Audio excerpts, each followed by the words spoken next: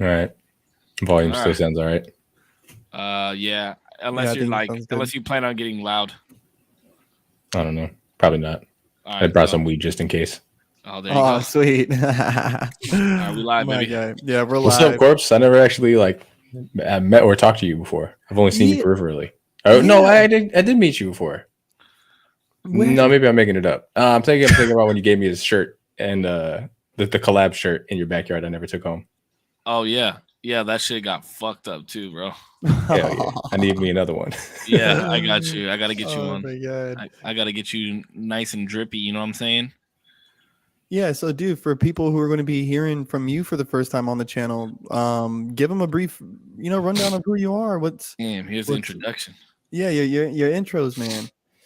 I mean, I What's don't your have much of an pronouns? introduction. You know what I'm saying? Costradamus on all platforms, purveyor of straight nonsense, dog. I'm about that top notch fuckery. I'm only here to offer a couple cents. You know what I mean? Maybe here and there, and hopefully just try and keep us on course. I know that different personalities and people that come from different worlds and have different ideas and communicate differently. Super easy to get deep in the weeds, and I think this guy just appreciates my ability to kind of like hone in on what the actual topic at hand is and to kind of, I don't know, dissect it in a way I think is beneficial to everybody. And that's just by nature something I think I do really well. So I'm happy to listen to you guys fuck around and talk about some shit and see what's good. Yeah, it's Nice. nice, bro. It's nice. So, for more context, Gabe and I have known each other since we were like fucking 14 years old, 15 years old, something like that. And one of the dopest rappers in San Diego. Um, like When he watch raps. watching him rap is fucking insane, insane as fuck, bro. Like watching him live. You used to bang some of his joints out your car, and Nice. I think, Probably. I think you were playing a joint by him. It had to be 2015. Probably. I mean, I've been playing Gabe's music for a long time. I've got merch. I've got CDs still. That was a good year Uh, too. That was the year we actually got nominated for best hip hop album from San Diego Music Awards. Our album came out in 2015. That was when I was Our, like super doing shit. our album, who's our? My buddy who DJs and produced all the beats for Okay. that project that we did was called Welcome to the World of. That was the first like official like debut album that I had put out and had like a bunch of people work on it, sick ass artwork and dropped like t-shirts and all that stuff. But and our we didn't end up winning. Our friend took the win, but it was cool because we got to just like go out to this real ceremony where all these people that some of which I had never even heard of before. So it was interesting seeing like that kind of just like that world and how people get nominated for what and who's really doing stuff. And it was cool just to be like just to have our hat thrown in. And I didn't submit to it, so literally someone submitted on our behalf, like listened to our shit and was like, "I'm gonna go submit this to SDMA." So even just to be like, just to get the nod and to just like have the acknowledgement was super dope. That's yeah. dope. So rapper, one of my best friends, one of my brothers. Remember how last week we were talking about like if we were to win the lottery, and I said my circle would each get 5 mil at least. This is one of them. This is one of the 5 mil takers right Hell here. yeah. My guy.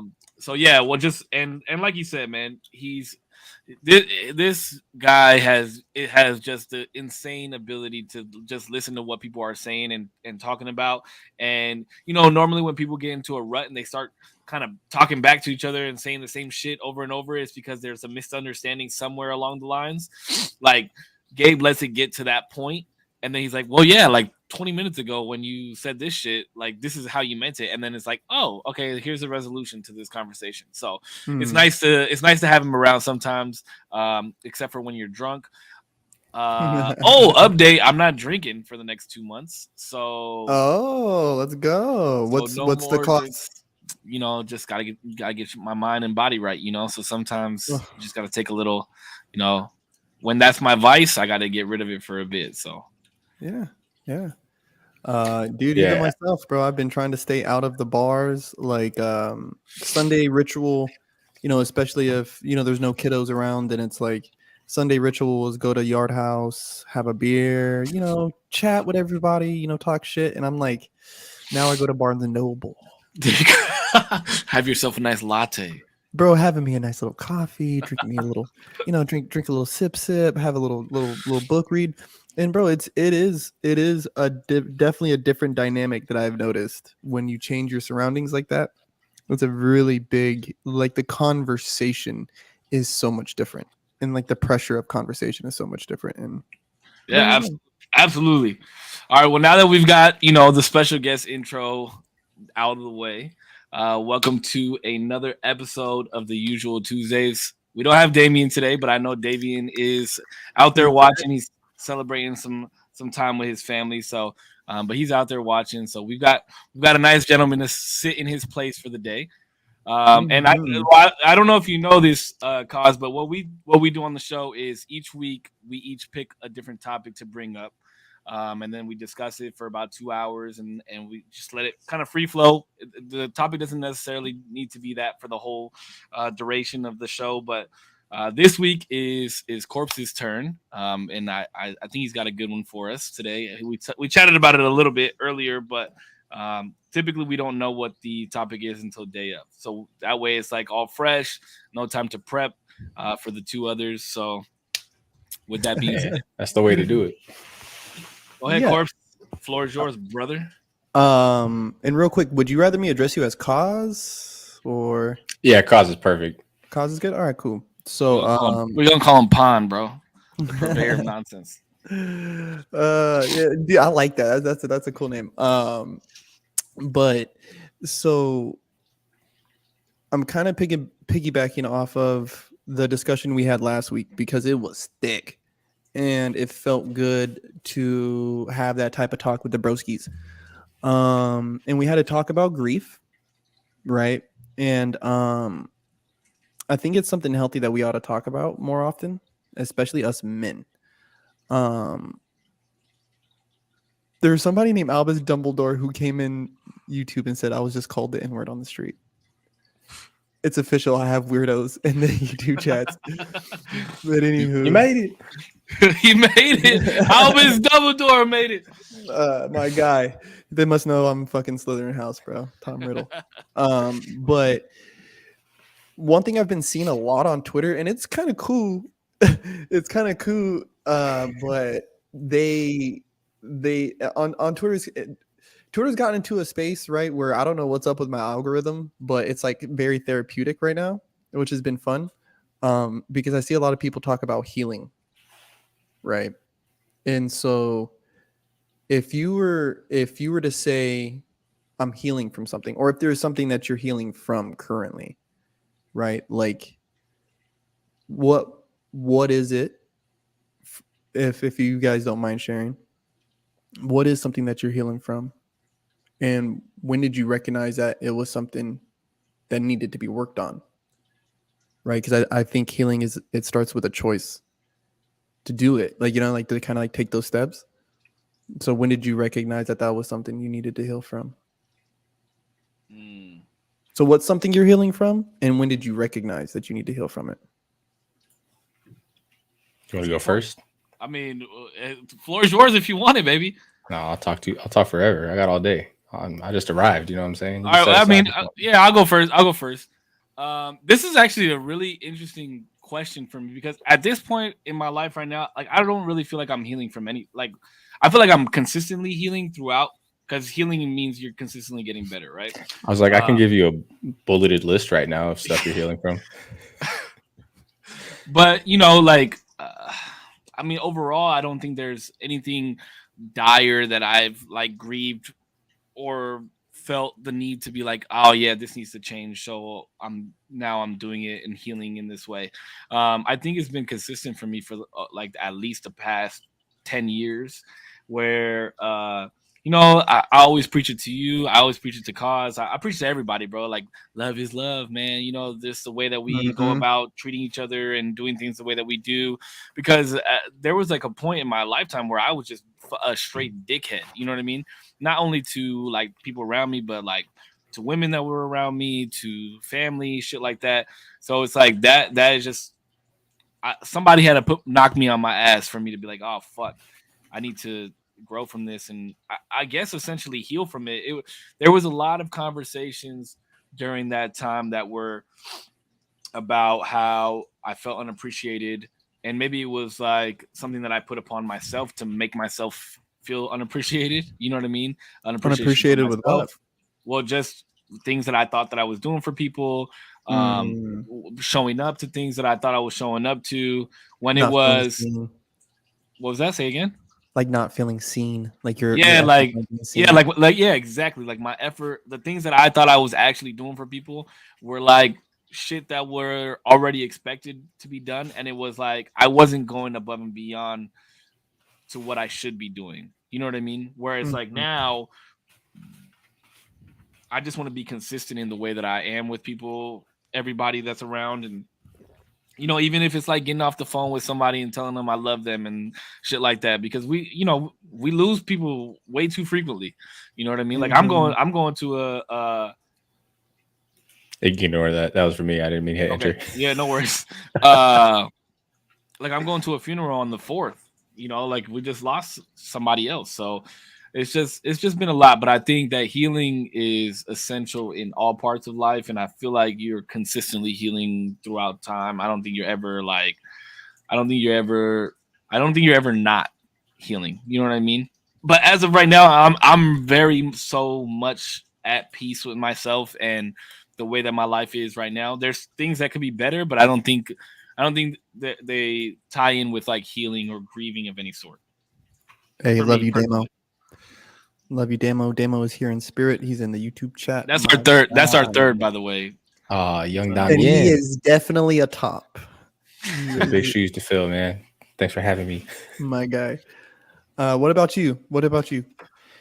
Uh, I agree. It's an interesting question, and I think part of my struggle with even, I mean, I can answer like on the front end about like what am I currently grieving over, and um, that's more of an obvious thing that I had chosen. So as far as the when did you realize it? I mean, it was just after tragedy struck, right? Like it was pretty consequential of like what was occurring at the time, and I'll talk a little bit about that. But um, when you're talking about, I guess what your answer would be, and immediately I'm like crippling anxiety, fucking sleep apnea, which like not being able to sleep obviously has like culminates in like a certain level of mental stress. And so there's all these other things that you're suffering for elsewhere in your life that are like having a negative impact on other aspects of your life. And It's snowballing. yeah. And so I just wonder if that's something. It's interesting the way that you compartmentalize, being okay and like not really needing to heal from anything specific and having done so much work in these other areas of your life that you feel like you're okay. And for the last, decade, when really I know that that's like stuff that you struggle with on the daily. So it's kind of interesting to see like the distinction that you draw between what Korpsx is describing and like your experience with that. Oh, you're talking about me personally? Yeah, you. I'm over Yeah. here thinking to myself like, damn, this motherfucker is hitting my shit on the. He is going in right now, bro. Wow. But yeah, You know what I'm saying? yeah, you're right. You're right. Like, I didn't start thinking about that stuff until you genuinely like just started listing off those things, and I'm like, wow, I completely forget that we're going through the same type of shit, and then I'm over here and I'm like, oh shit, you're talking about me. Yeah. I mean, you're absolutely right. Like the lack of sleep, there's been so many times that Gabe and I have like been somewhere, and he knows how my sleep is. It's fucking horrible. I sound like I'm dying. I can't catch a breath. I don't sleep very well. Like my anxiety is horrible, bro. I mean, we went on a whole trip to Texas together, and it was like the whole time was like a fucking panic attack, and I couldn't sleep. And I was wild, just, bro. yeah, it was just crazy. I've never heard somebody sleep like that, bro. I've had all kinds of snoring ass friends, bro. This fool was choking on his tongue, bro, and like, and I can't help it, bro. So, like waking himself up so frequently, he's never really asleep. But that fool will be snoring, and you'll be like, "This fool is slump right now," and then you'll be like, "Yo," he's like, "What's up?" And I'm like, "Yo, what the fuck is wrong with you, dude?" I mean, a lot of people don't know that about me. Like, I don't sleep because I genuinely can't sleep. And that's like what my addiction with like prescription pills and fucking NyQuil and all that shit and drinking. Like Yeah, that's why I do that that. shit, yeah, Like that's 100%. why I drink, is so that I can sleep. I don't drink because I genuinely do like drinking, but I drink because it helps me go to sleep. Like especially after the podcast, like I'll have a White Claw or two right next to my bed so that I can drink them so I can go to sleep. Ooh. It's not for the sake of like now we get into like the demon side of things, right? But yeah, I mean, it's not for the sake of like relaxing a lot of the times. I mean, when I'm out with with my boys and shit, it is, but at home, like I don't like getting drunk by myself, bro. But it's how I sleep and how I feel like I'm rested in the morning. So, and I'll see, I might have a bit of a struggle, like keeping everything in line with what I'm thinking right now, but it's interesting because, so put a pin in that idea, right? Is like you thinking that, you can't identify something immediately that you're healing from. While then, like us talking about all these things, it's like all of a sudden you have a realization that, like, oh, I guess I could categorize these things that do qualify as things that I could need healing from.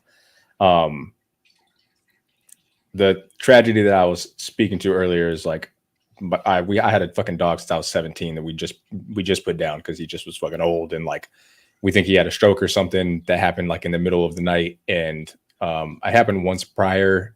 And he like quickly recovered over the next couple of days and like got real back to normal. And like, so he had, he was an older dog, so we knew some things were going on. But this last thing that happened, it just wasn't fucking good, and he wasn't getting any better. And so we took him to the vet, and they just told us straight up, like, it is what it is. Like, he seems mildly uncomfortable, and he's not going to get better. And so we had to put him down. And my condolences, man. I appreciate it. And we've been talking about it for some years leading up because he's 14 and a half. Save has always had fucking dogs. It's something that me and him talk about pretty periodically, and had talked about like the impending fact that he was going to die. But it was like, something that we just would like to put off for as long as possible. And, it's the one time in my life, as logical as I am, I'm like, I have the most unrealistic like optimism and beliefs. And I'm just like, dude, this guy's going to live forever. Like, they're going to figure some shit out. Whatever the case. And of course, everything that lives fucking dies, and, he had to fucking go.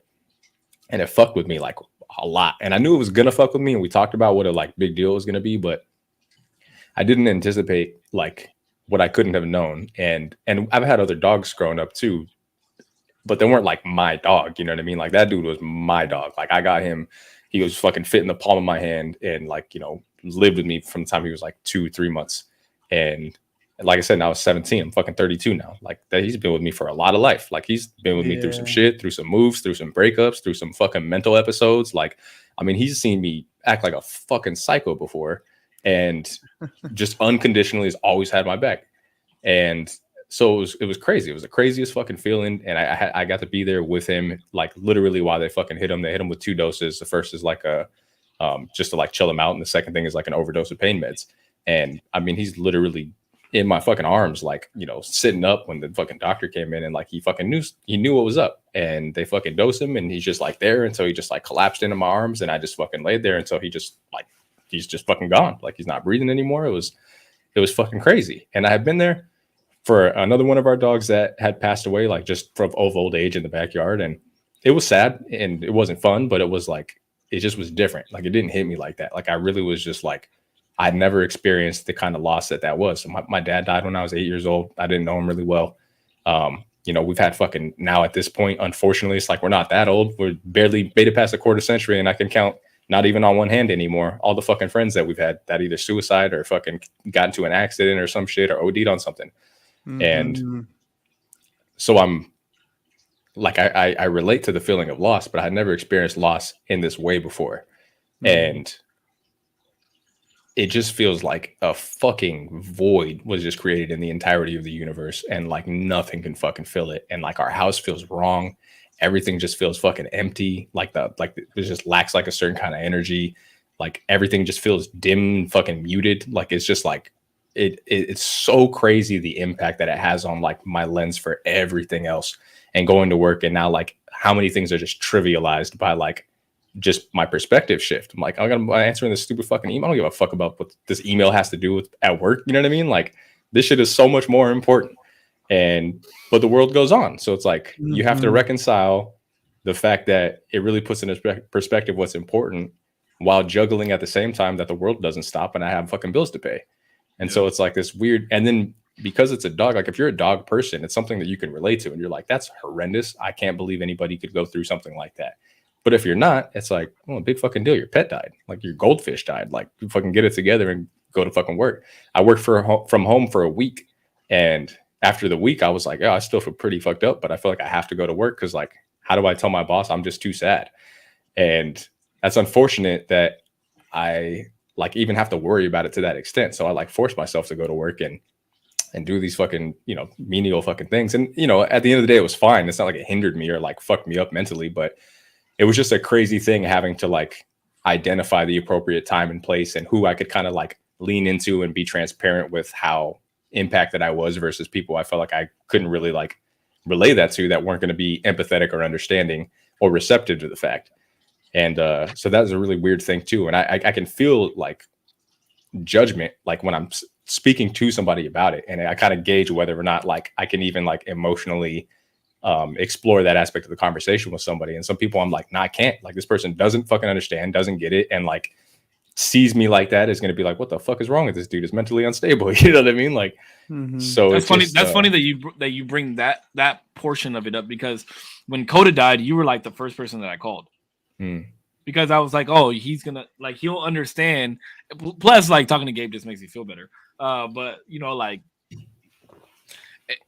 I know the only reason I bring this up is because when Coda died, Gabe was like the first person I called. I called Tierra first because it was her dog originally, and then I called Gabe, and we had this conversation. And I was very upset and emotional about it, and I chatted with him about it, and we kind of like, in our exchange of words, we were kind of like, well, you know, like, there's nothing that we can really say. Like, there's nothing I can say to make you feel better. There's nothing you can say to make yourself feel better. And then, you know, we chatted about Sal, which is Gabe's dog, and Oscar, who I've had for just about the same amount of time, and how, you know, like, I don't envy what Gabe's going through or what he has gone through, because I know that I'm next to come with my dog when it goes to that shit. So it's like scary to me to think about this. And as much as I can prepare myself based off of what Gabe is saying, it's just like, I know that I'm gonna I know that because him and I talked on the phone about this, but it was like a week later, and I know that the same conversation is gonna come, and it's just like, what do you say? You know, like he said, when you talk to somebody that has dogs and understands, like, you can easily have this conversation with them, but it's like, what do you say? What do you say? You know what I mean? And it's funny that you brought up the life keeps going thing, because last week when we were talking about death, I was having a conversation about why do we eat after funerals, and it was because we have to understand that our life continues to go, and we have to continue to nourish the body that we live in, and that we're still present to this day, so we have to keep going. But I feel like it's so different when you lose a dog, because it's like, they don't talk, they don't go to work, they don't drive cars. Their only job that they learn from a puppy is the person that interacts with them the most. That's who they're gonna love the most, and that's who they have their back, and they create a bond with them. And then from there, it's just like love unconditional. Yeah, and Andy said to me too, she's like, you got to understand that, like, you know, and she was trying to make me feel better about the fact that I was there when he finally like went, and she was like, you got to understand, like, you're the only thing that has been completely constant in this dog's life. Like, from the time he was born, like, you're the only thing that hasn't changed. Like, the environment's changed, the neighborhood's changed, the house has changed, but like, you're the only motherfucker that this fool is like 100%. I know what's up with this person, and like, they're there. And so it's just, yeah, I don't know, man. It's super crazy, super strange feeling. But so what I wanted to get to with that is this idea of going through something that's like, that is that mind altering and like that big and heavy and impactful, like reframing the way that I look at all these other things, I think does correlate to some of these ideas that, as we described earlier, are things that I need to work on. And so it's like weird that in this state of being super fucking sad, it's almost like I'm not so quickly like distractible, or I'm not so like, I can't hold on to anger enough to like not sit with my fucking thoughts and like think about some shit. And so yesterday was an interesting example where so when me and Andy were having a conversation, me and my lady, and I offered something to a friend of ours, and I asked her like, hey, is it okay if I offer this up? She was like, yeah. And so I did it, and I felt good about it, and I felt like, hey, I'm fucking doing my homie a solid, like, and I feel good about it. He's in a tough spot, and I like was just putting forth the gesture of goodwill and being like, I feel good about this. And then she made a point after I hung up the phone, and she was like, oh man, something I just thought about was this. And it wasn't like a thing that had happened. What she brought up was a possibility, and just reflecting on that it was possible and I could maybe be inconvenienced and it was going to have a negative impact and like my good gesture was going to potentially backfire on me and we were going to have to deal with some nonsense. It made me like, I started like fixating on it and I was like fucking obsessing over it. And I was just like, and I came home and I was in such a good mood and I was just like, I was just doing things and I like called my friend, like I said, and I just was like feeling good. And then when she said that, it like threw me off my shit. And then I was like mad at how good I felt. And then now in comparison, like how bad I felt. And it like was frustrating. So I was getting like almost like amped up and like for no reason and like with no fucking end or anything. And I was just like sitting there and I realized that like, dude, you're doing that thing where you're going to start snowballing and you're going to hyperfixate and you're just going to like be fucking mad and like you need to fucking do something. And then I'm thinking about like simultaneously about like all this grief I'm going through and like how it's affecting like my motivation and what I feel like I need to do to like cope with it. And I'm just like thinking about this idea of just like physically changing your brain space. And I'm like, I need to do something to like physically alter the chemicals in my brain. Also harkening back to like why somebody drinks or why somebody, you know, self-medicates. And for me, like I have seen some success with just the ability to change my mindset with like expending energy. So I literally I just fucking plank as long as I can until I fucking collapse. And then I'm just like do fucking push-ups. And I'm like not a guy that works out like that at all. I just literally was like at desperately like just need to like put out energy because I'm like fucking overflowing with it.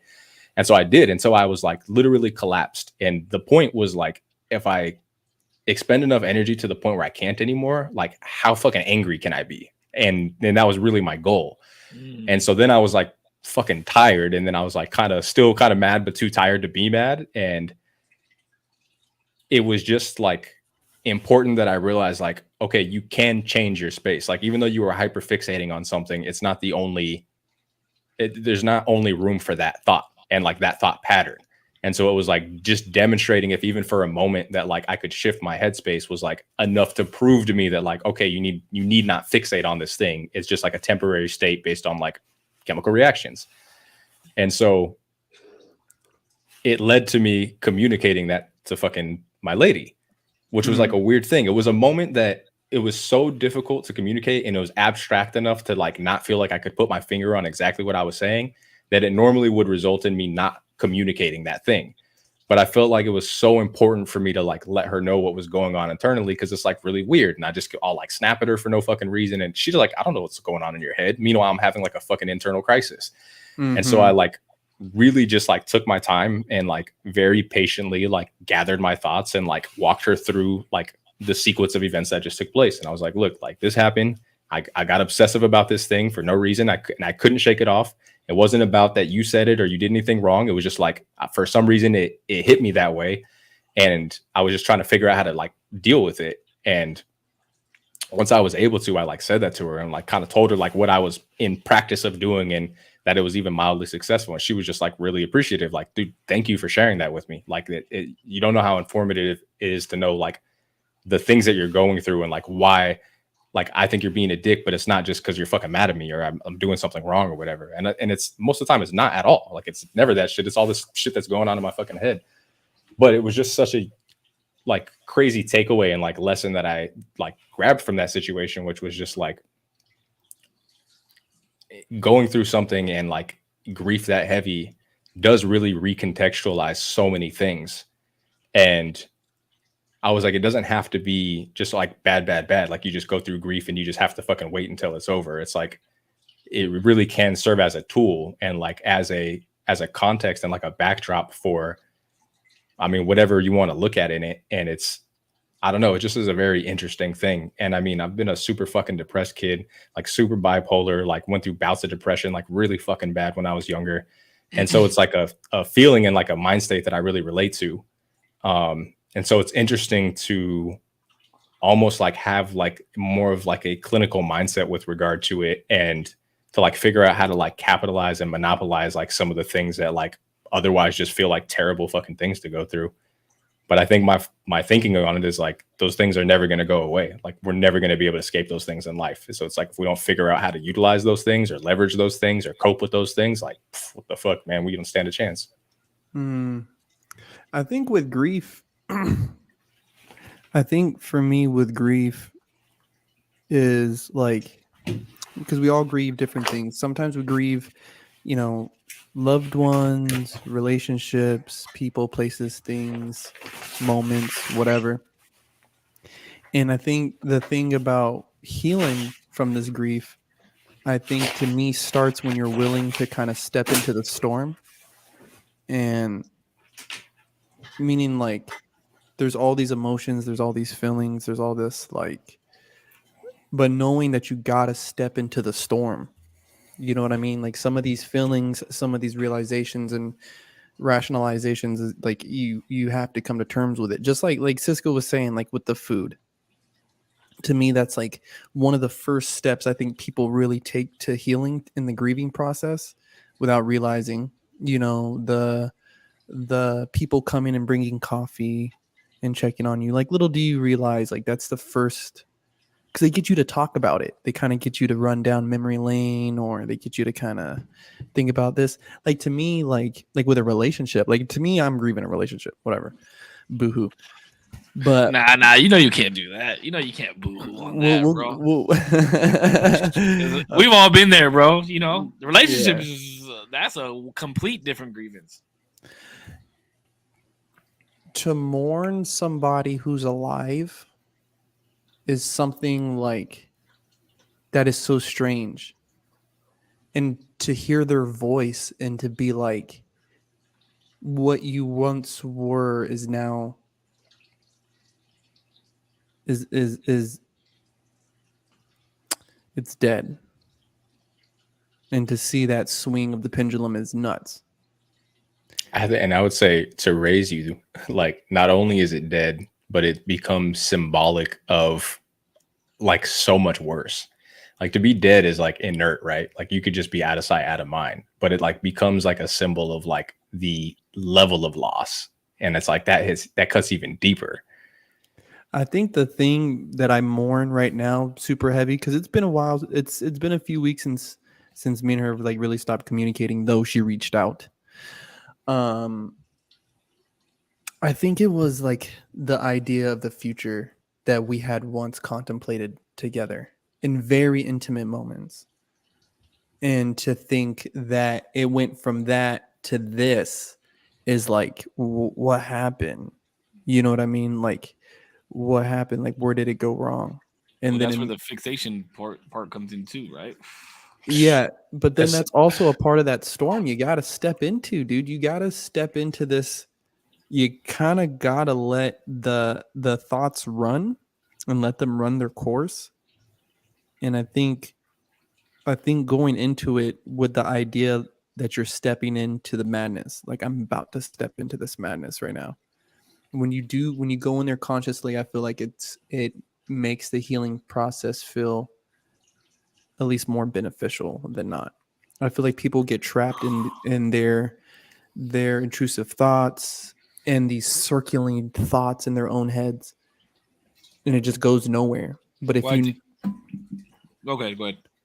No, I'm just saying like, but if you go into it with the idea of like I'm stepping into this thought barrage with the idea that it's okay, like it's okay. Like, yeah, there's a lot of thoughts of what could have been, the house and the kids and the marriage and the bullshit. You know what I mean? Like, it's okay to think about that, but know that it was a thought. It was a thought. Like, you know what I mean? I'm not even going to be the dude to be like, it was just all a fucking lie. It was a thought, dude. Like, yeah, but then it relates back to what you were saying, right? Like, where did it go wrong? What happened? And at that point, one of two things happens. You either blame them or you blame yourself.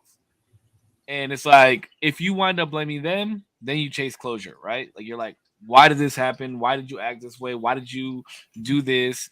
But then if you put the blame on yourself, you're like, why did I do that? Why did I act out this way? You know what I mean? So either way, you wind up getting fixated on the whys and what if I did this differently? The what ifs of this world is what kills you. The what ifs is what damages you the most, right? What if I die this way? What if I would have done this differently? What if I was a better boyfriend or whatever? What if I never hid in that bush? You know what I mean? Like little shit like that. Little shit like that is that's you start playing the shoulda, coulda, woulda. I mean, it literally says it in like when they fucking cremated my dog, and they gave me like the little pamphlet, and it's like, be careful of this kind of grief, and like literally like talks about some of the shit we're talking about. And that was definitely like, yeah, that was definitely one of the things they said is like stay away from alcohol, stay away from this. And then it's like, don't blame yourself. And it's just like, yeah. And it was like I did it immediately. Like I fucking spoiled the shit out of my dog. I don't know a dog that's more spoiled than this motherfucker. Sleeps in my California king size bed, fucking does whatever he wants. Like he's fucking spoiled. And me and my lady love him more than we love fucking anything. And still full dies. And I was like, man, I should have been fucking taking him out more. I never took him to the dog park. Like, oh, I should have been feeding him fucking raw organic food. Like whatever the fuck I could come up with to like give me any semblance of like, and you feel like you deserve to be that kind of guilty, but it's like, dude, I know he was good. I know he was good. He fucking loved the shit out of us, and he loved fucking the life that he had.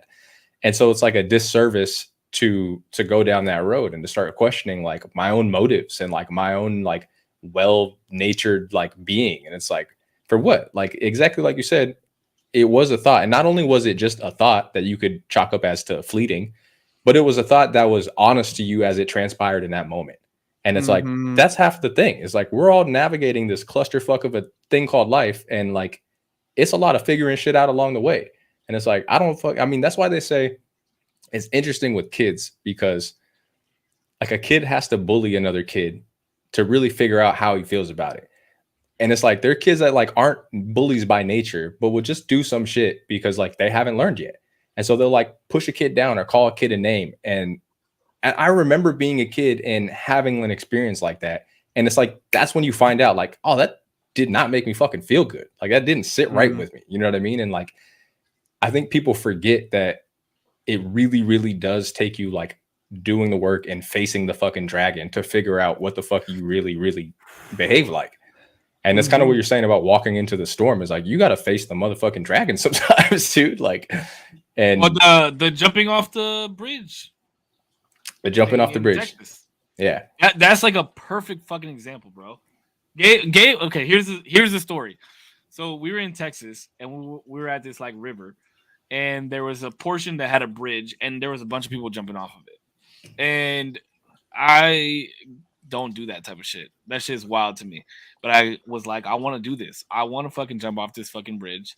But I was fucking scared shitless, and then my anxiety started tripping, bro, and I started like, and Gabe was like, this was what made me do it, like legit. He was like, well, if you're gonna do it, then do it. If not, come on, let's go. And I was like, fuck, like it's that simple. Like if you're gonna do it, just do it. If not, then what the fuck are you fixating on? And then I was like, fuck it, I'm gonna do it, dog. And I fucking jumped off a bridge, and it was fucking dope as fuck.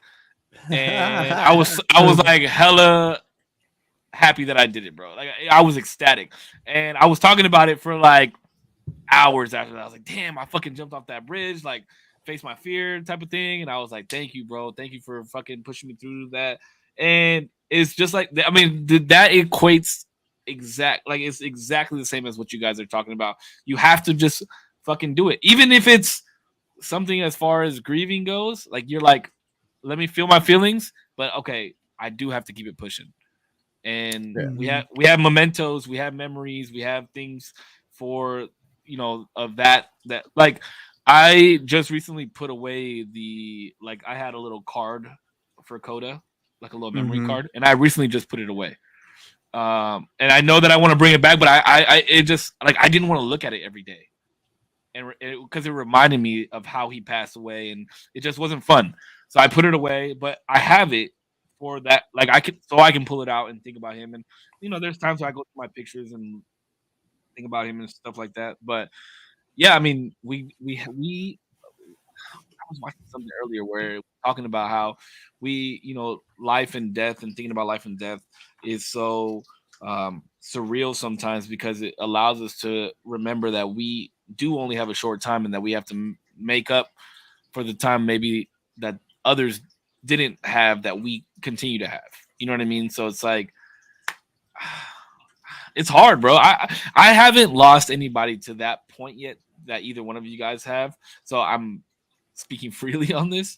But I know that with time and when it happens, speaking with others that have felt this way will, I won't say make it easier, but it'll you know draw out the thick string to make it a little bit thinner of pain. You know what I mean? I'm gonna say this though is I talk with a lot of different people about grief and stuff, and especially because we are getting to that age where we're losing friends and we're losing parents and We the shouldn't be, by grand. the way. We're still fucking young, but we shouldn't be.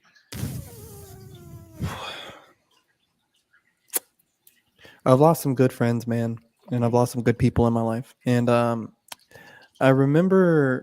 always remembered hearing the saying of like the worst thing you've ever been through is the worst thing you've ever been through. And I really try to stand by that when somebody's telling me about their grief. You know what I mean? Like whether it's about a dog or a fish or a cat or a brother or sister, whatever, like I try to meet it with the same humility on all levels because the worst thing you've ever been through it's the worst thing you've ever been through. And so I just I just find it odd that like everybody's form of grieving is different. You know what I mean? And everyone goes through a very toxic phase at one point or the other. You know what I mean? Whether you're not eating or you're not showering or you're drinking your fucking self down the fucking neck of the bottle. I did want to ask though for both of you guys is like, so we know what we recognize of like, damn, like I've hit rock bottom in this moment. Like I got to pull myself together. You know what I mean? But what are things that you guys do, like especially for you, Kaufs, like yours is very fresh, you know, and so like what are things that you're doing to get through your day, bro? Like how are you handling it? Like I hate hearing it put that way, but it's the only way I know how to say it. It's like No, I mean, day by day. it's a I don't know of a different way to ask it. It's literally like you have to figure out how to get through your day. How the fuck are you doing it? Uh-oh. You muted. You're muted. You're muted. You're muted. You're muted. You muted yourself. Somehow, some way, you muted yourself. Yeah, On somehow. the finger of death. You are so muted. There you go. Wait, nope. Your mic got unplugged, I think, is what happened.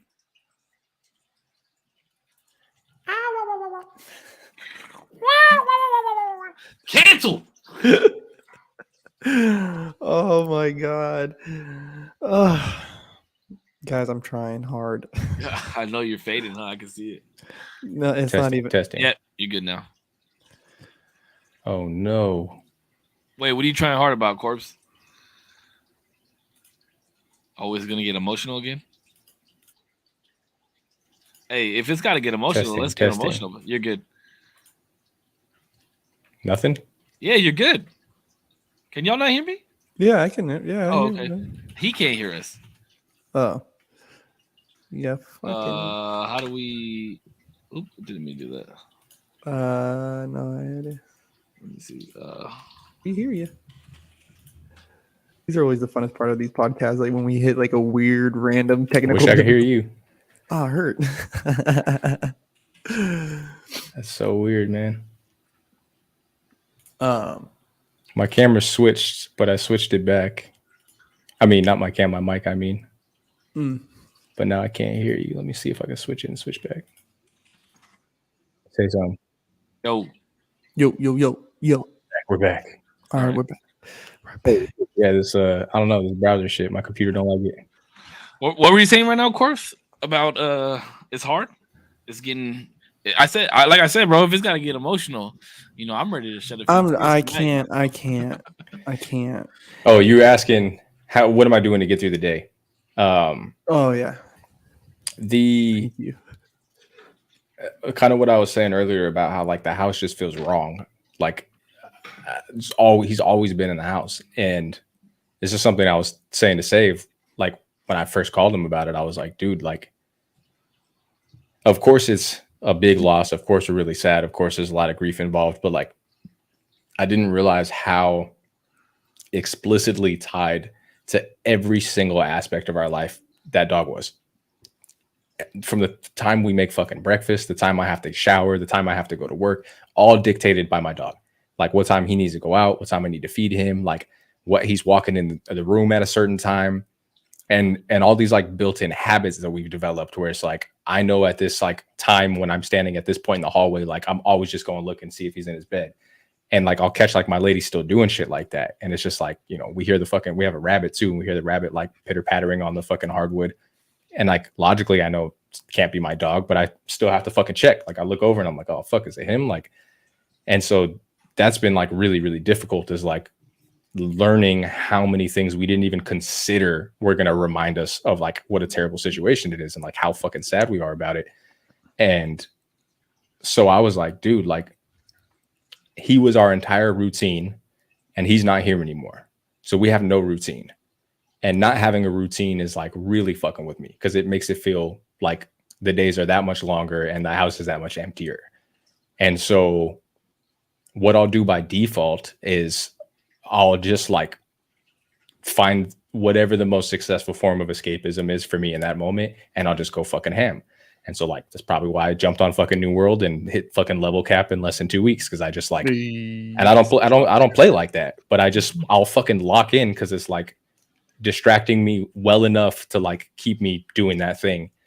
And it's not necessarily like I'm seeking it out intentionally. I just know that that's how I operate. And I know that it's an easy like fix for me. It's like, let me find something that just like stimulates my brain well enough that I can't think about anything else. It's also why I really like rock climbing, because rock climbing like is challenging and engaging mentally enough to where like I'm on a wall shaking, I'm fucking trembling, and I'm trying to like not fucking fall.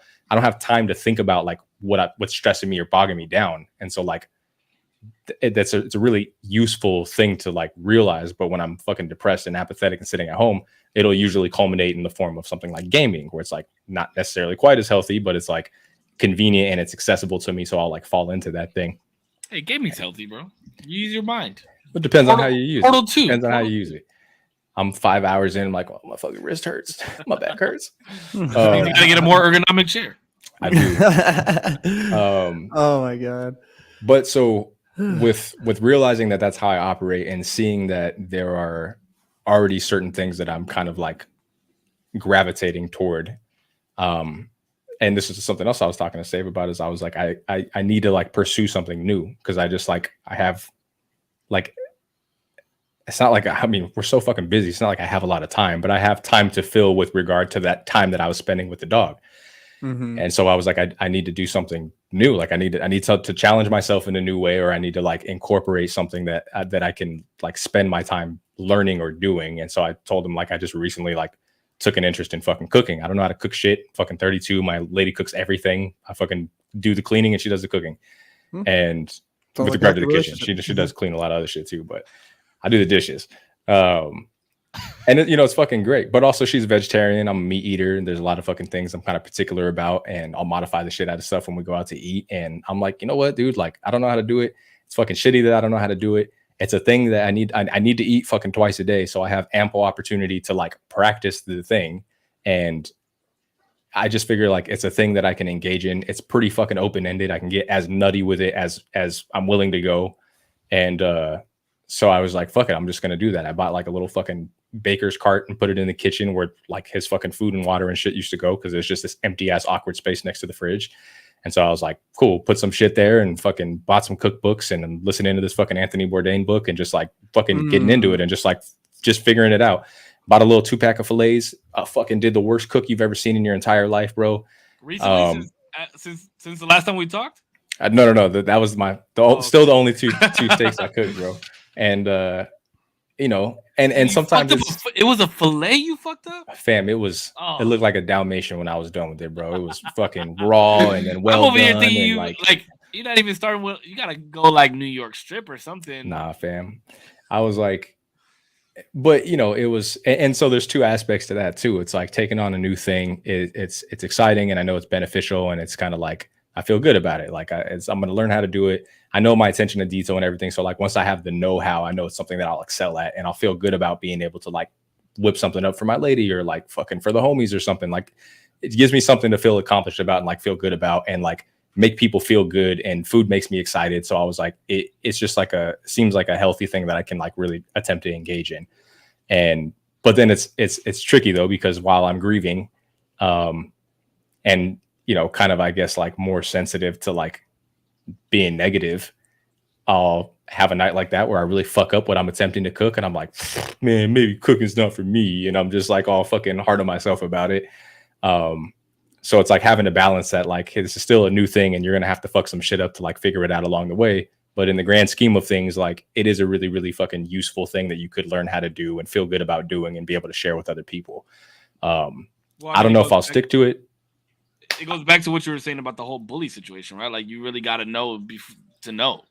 Yeah, like you gotta jump off the bridge to see like what's in the fucking water. So, but do you think that you putting that like cooking area right next to where or like right in replacement of his water bowl and food bowl, do you think that's like a little like a nudge to him, or did you just do it because of the space? I think it's interesting because I had to ask myself for like I had like decided I wanted to get it, and then I had like 2 days where I hadn't, because I was like, I didn't want to feel like I was just replacing the space. But then I realized, more like what you're saying, where it's like I'm not replacing it. It's like I'm turning this into another thing, so I can like channel that into something. And all in all, like, I know my fucking dog, and I know generally like what I feel like when he was around, and I'm like, this fool don't want me to just sit around fucking depressed. I'm sure he would really fucking enjoy a house full of cooking and me whipping up and like utilizing, the pain of the situation to like fucking launch into something more mentally beneficial. So to answer your question, that was a long-winded way of saying like just identifying that I need a new routine, and like really trying to figure out how to spend my time and not get locked into things that like I'm going to feel bad about after 3 months of like doing something not that healthy, where I'm like, I literally haven't fucking gone outside or like exercised a fucking half an ounce. So yeah, just like trying to balance the things and reminding myself that even though like I gravitate toward things like distracting myself with gaming, that like there's an appropriate time and place to do it, but like it's really important not to push aside that grief, and that like it is important to let myself fucking feel that shit. And going back to what you were saying about, like people not understanding and so on and so forth, it's something I converse with my mom about, because of course she's a fucking mom, super traditional mom. So like doesn't want to see me sad if something goes wrong. Like even in the case where my dog died, she's always trying to find the silver lining, and she's always trying to like flip it optimistically and talk about the good about it and what I have to be grateful for. And it's a really great mentality to have and to want to like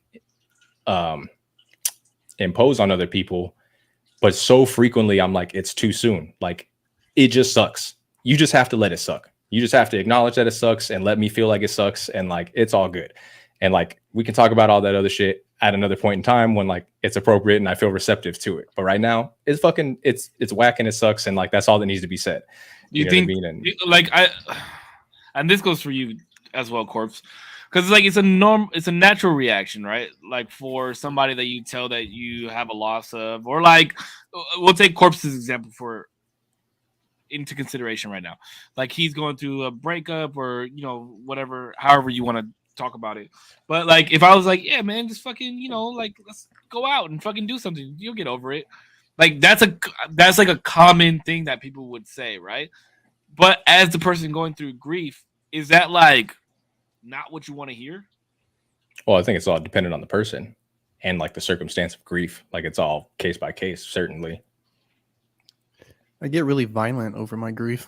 Oh yeah? I get very defensive. I don't like people to rush me through my grief. I don't need that. I don't want that. Like, and I don't think that they understand. Like, you know what I mean? Like, until I'm able to feel at a place where like I feel like myself, I feel as though I'm doing the world a disservice. And I'm doing this disservice in a sense where it's like they can see through it. You know what I mean? Like I feel as though they can see through this mask I'm putting on to cover up that I'm trying to feel okay.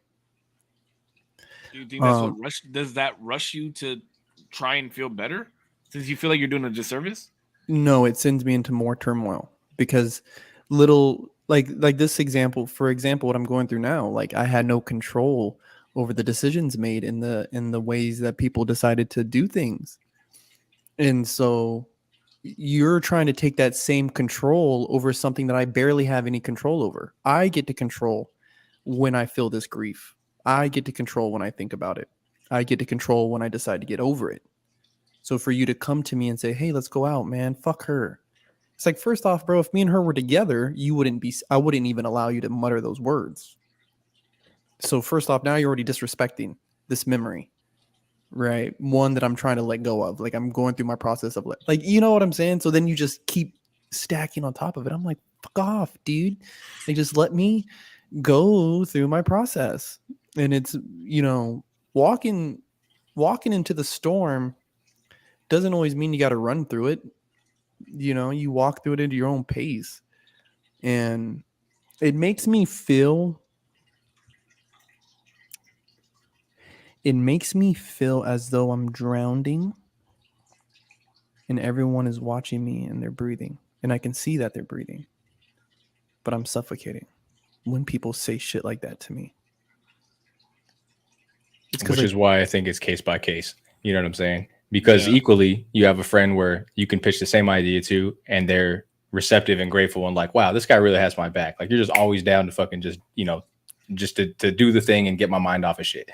So it's like, it just depends on like that level of rapport you have with somebody, like how somebody identifies and personality traits, like how they're all implemented. Like, and even still, it's not like that's consistent for every person. It's not like Korpsx is going to react that way every single time grieving over multiple different instances. It's like whatever dictates the like appropriate behavior in that moment is going to change, I think, like depending on what's going on in his life, depending on how he sees the world, depending on chemically and physiologically what his body is doing that day. Like, and I think that's why it's such a difficult thing to address. I think that's why there's no right answer. That's why there's not a thing that everybody knows to write on a card after a loss. It's like, some people want to hear this and some people don't. Some people it's offensive to, and some people it's like they just want any kind semblance of a kind word. You know what I mean? And that was another interesting thing. Like, after fucking Sal died and my work found out, was like they sent me a little endable arrangement. They sent some flowers and sent a card. And it was interesting. It's fucking in an office. So like seeing your different coworkers and knowing like your level of closeness with different coworkers is different, and how people perceive you. And so like just seeing what people even write in a card is just so interesting. But it's like, and I understand in a moment of true grief, it's really hard to like look at it from like a bird's eye view. But it's so important, even if something rubs me the wrong way, that like I separate the intention from the content. You know what I mean? It's like people don't fucking know, and this is them trying to do whatever they can just to like offer something up. And so the gesture, I think, is more significant than the message, which is why like my mom gets a pass when she does that shit. It's like, I know what her goal is. I know what her intention is, and it's not malicious. Yeah. But homies get a pass. Yeah. Homies get a pass for sure. They get a hard pass. But I feel you, because sometimes I'm like, you fucking don't understand. Let it fucking suck right now. Like, it sucks. Yeah. Let me be depressed, Like, it's just like, I feel like, because like you said, everybody goes through their storm at different times, but as somebody watching grief, right? Because we've all been there watching grief as well, and that's also hard to let somebody that you love. I mean, I've gone through it with a couple of my boys, you know what I mean? And like sitting there watching them go through that grief for such a long time, it's like somebody's got to kind of like try and pull you out of there at some point. Because that's the flip side of what Korpsx is saying, right? Is like, at what point, like, because there's like the first half, right, where I give you your grace, I give you the benefit of the doubt, I allow you your room to process and like the time to process. Who's the arbiter to say that like after 3 years goes by, 5 years goes by, you're still drinking yourself into oblivion, you're going through your process? Like, at what point is it no longer just you going through a process and like really unhealthily engaging and like self-destructing and leaning into the spiraling before somebody does have like the merit to kind of pull you out of it, or attempt to pull you out of it, and kind of like slap you on the shoulder and say like, hey, what the fuck, man? Like, look, like I get it, and I'm not telling you to get over it, but like, look at how you're handling the situation. Like, this shit is not sustainable. And so that's an interesting thing too. And who fucking knows? Because like you said, if he goes through a loss and 5 years from now he still feels like he does today, you can't just change that. You can't just snap your finger and say like, hey man, like you've passed the threshold of time. Like you're not allowed to be upset about this anymore. You know what I mean? Like there's no guideline. There's no like expiration date on grief. You know what I mean? Yeah. So and that's what I'm saying. Like, as you feel that you're doing a disservice to the world, like sometimes the world may feel like they're doing a disservice to you by not trying to help you out of whatever hole or pit you feel like you're in. At least that's how I look at it. You know what I mean? And it's not like I'm gonna be like a weekend and be like, yeah, man, you know, blah blah blah, get a new dog or fucking go find a new girlfriend. You know, I would never do anything like that. But it's like Kaz said, right? At some point, you are doing something unhealthy because you've mentioned it yourself, right? There's some type of toxicity that comes with grievance, whether it's anger, whether it's, you know, falling into a vice, drug use, alcohol, whatever the fucking case may be. At some point, you got to be an actual true friend and be like, yo, let's pick you up. Let's keep you going. You know, like we gotta move from this a little bit, at least from this portion of grievance, you know, because there's multiple steps of grievance. Let's move you to the next step, bro. You know what I mean? I feel like at some point you and I think you'll only know when it's time for that to happen when you like you'll know that it's time, you know. Mm-hmm. I think too. I mean, because we've spoke to this effect before on a different episode with friends, and it's knowing your friends too. Like if we're talking about addressing somebody and trying to help them get through their healing process, you got to know where your friends are at. You got to know how they react, and again, like you got to also understand case by case. People are going to go through their process their own way. And maybe you need to back up and let them drink themselves through it, right? Because if you're too close, who knows what effect that's having on them, right? So it's an experimental thing, and there's no.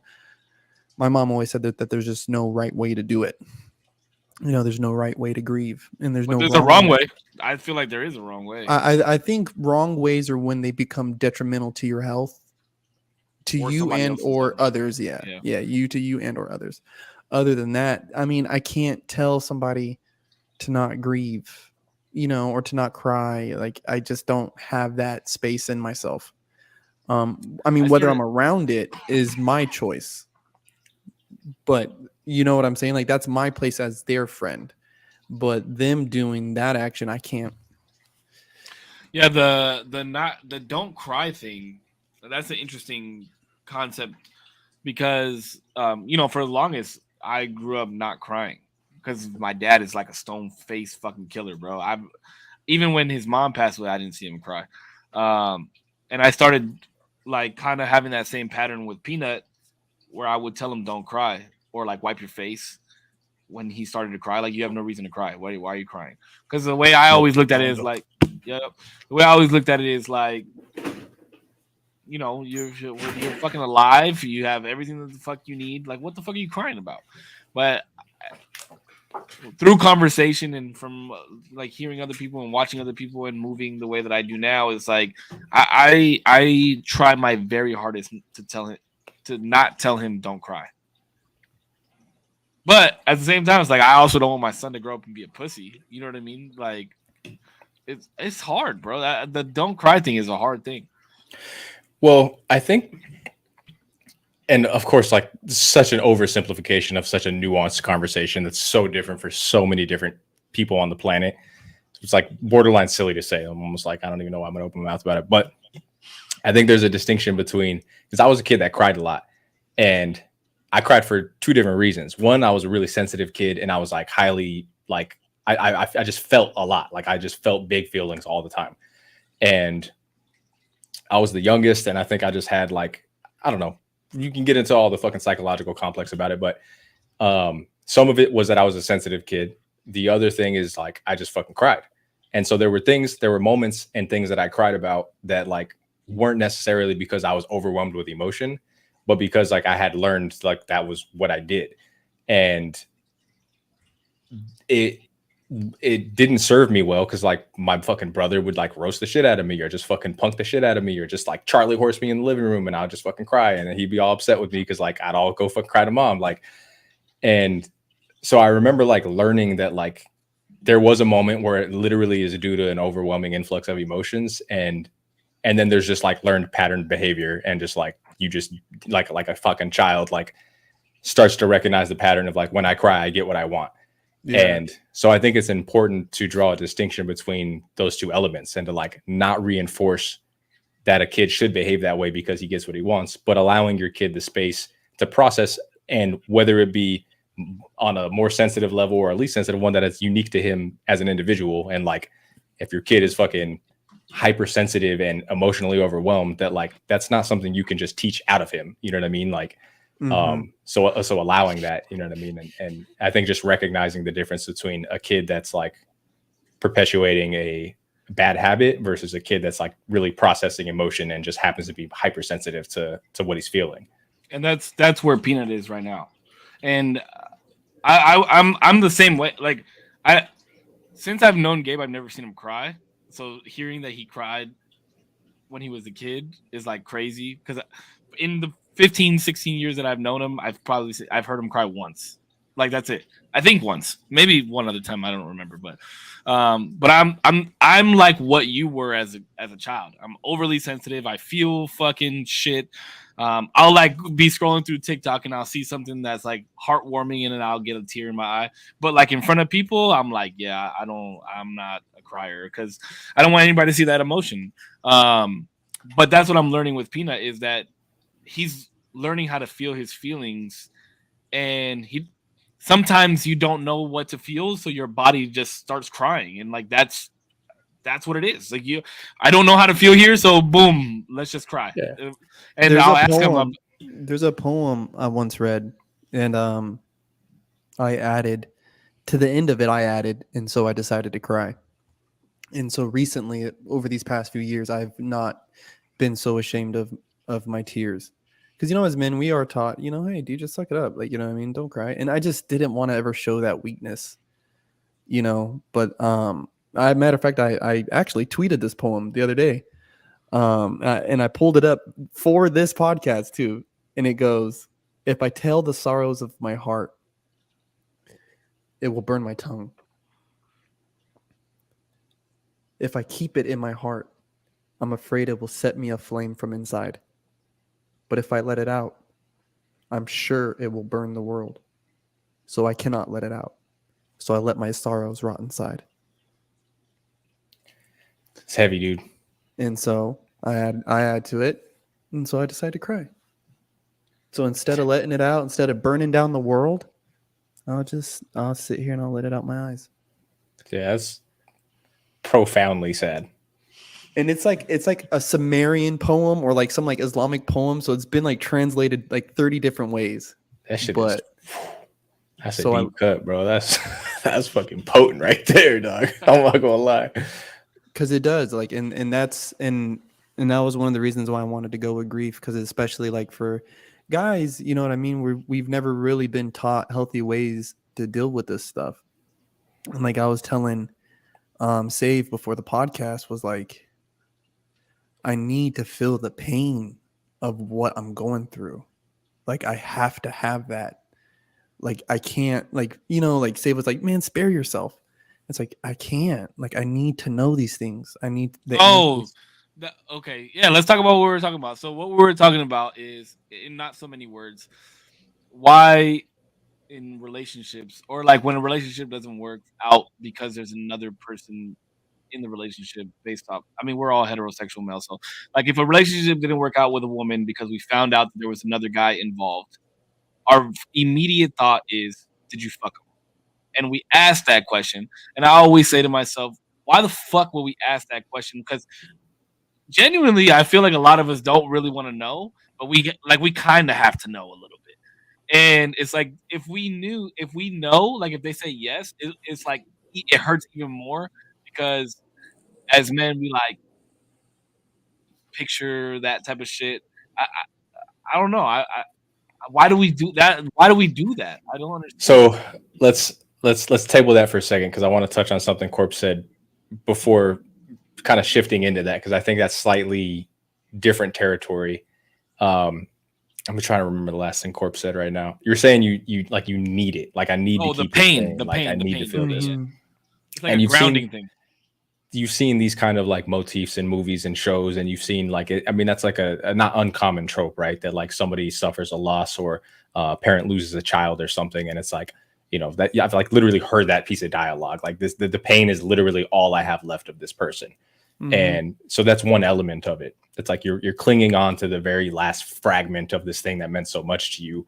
It doesn't even matter how it's reflected on or like what it looks like or how fucking bad it was. It's like, I'm just attached to this thing. I don't care how bad or unhealthy or toxic anything that transpired was. Like, this thing is important, and this is the last portion that I have of it.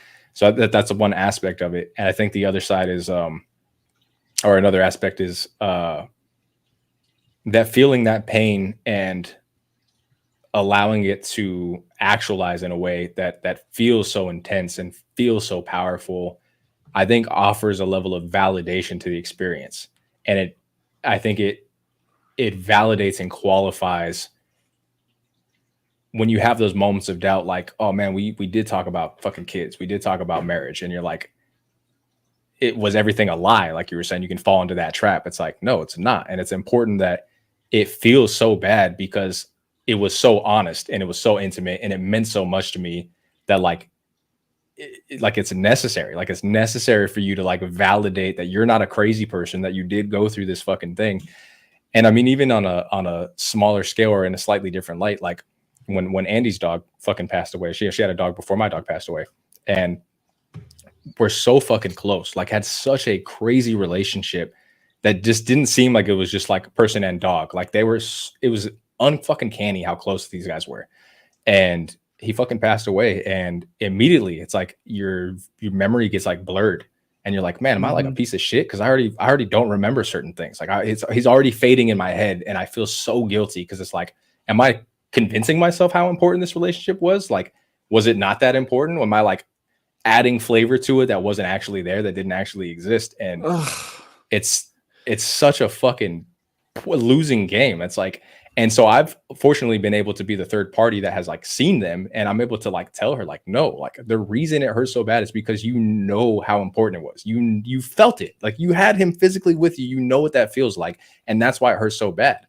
And I think it's important, like I said, not only because it's like the last fragments of a thing that you're like still holding on to, but it really like brings to fruition the seriousness and like the realness with which like you're contending with like an issue. It's like, dude, this really fucking happened. And it's like, I'm not crazy for feeling this way. And it's important that I acknowledge that. And I think that's part of the needing to feel the pain and like to go through the process is like, I think that's part of it for sure. And a super important part.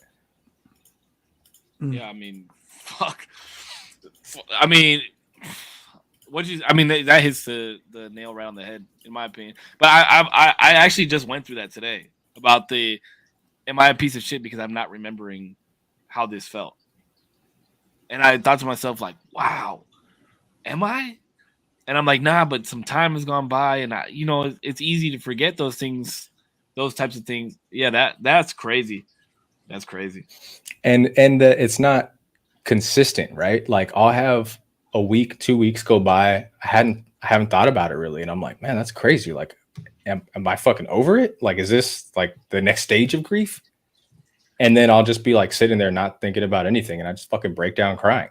And I'm just like so overwhelmed and like can't keep at bay all of the rushing fucking thoughts that come in. And it's like, I can't believe I thought that I was over it or that like I wasn't going to think about it again. And it's like in that moment when it hits me again, I'm like, dude, this shit's not going anywhere. Like, it's just like you can change mindset for a little bit. You can distract yourself for a little bit. You can focus on other things. It's like you can't, like what they say about like the tree in the forest, right? Like it's like your brain does what it needs to in order to like do the thing. That's why you forget your dreams. It's like we have to be able to operate in reality. So it's like you wake up and your brain's like, that doesn't make any sense, and you fucking forget about it.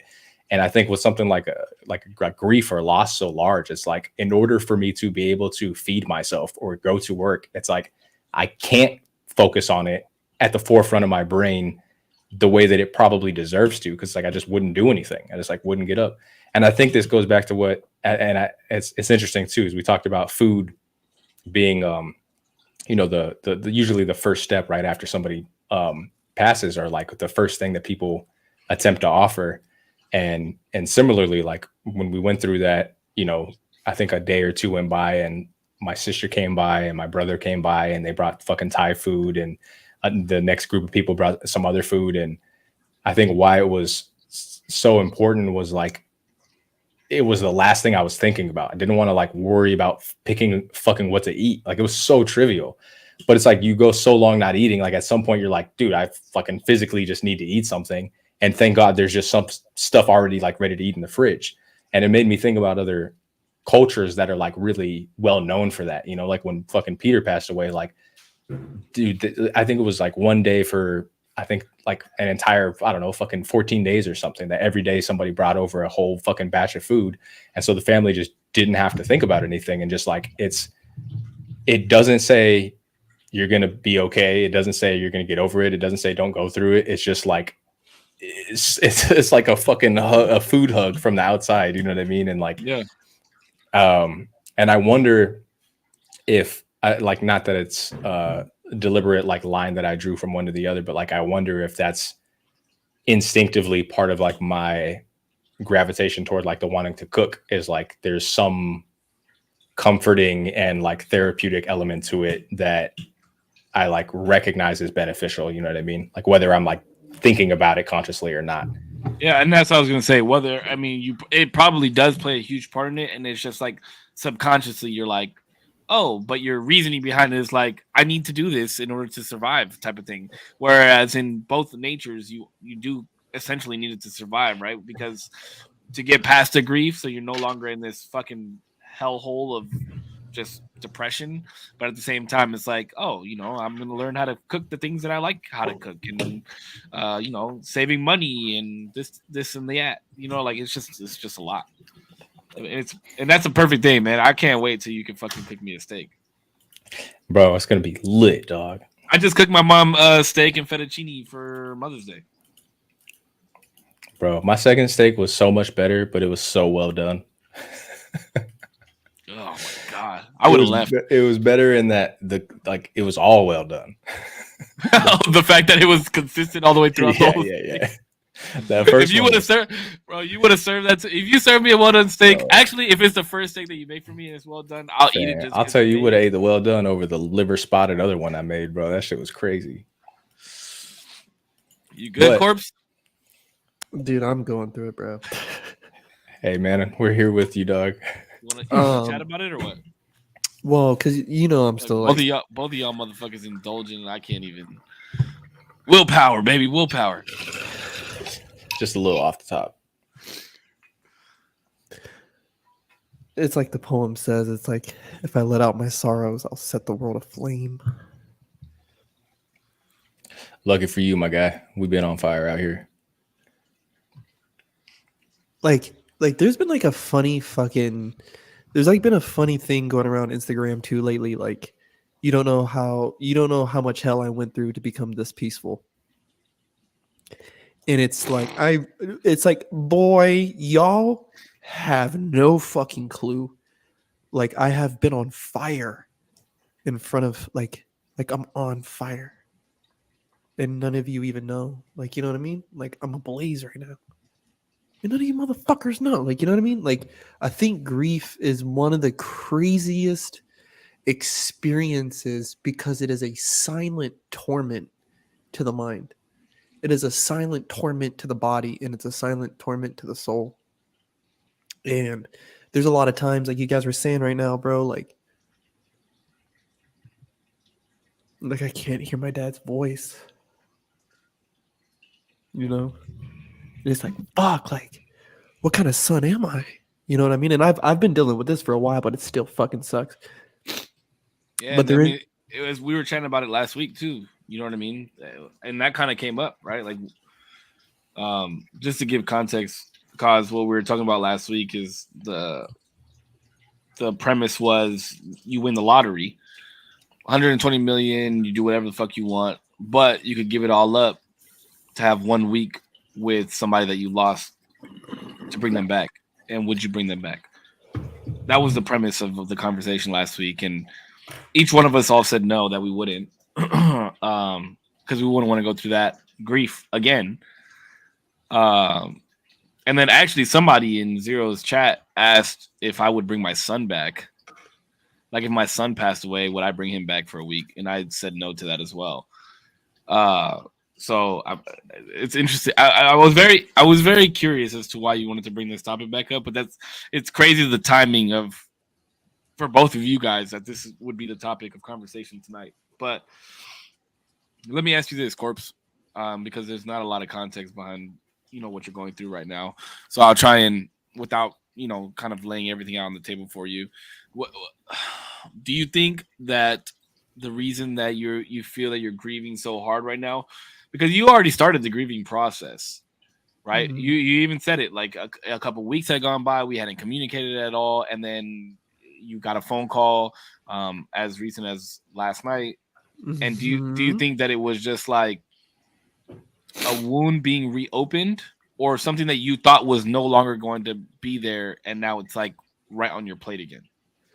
A little bit of both, where it's like I had kind of came to a cool understanding inside myself that like I was never going to have that conversation with them, all of that, right?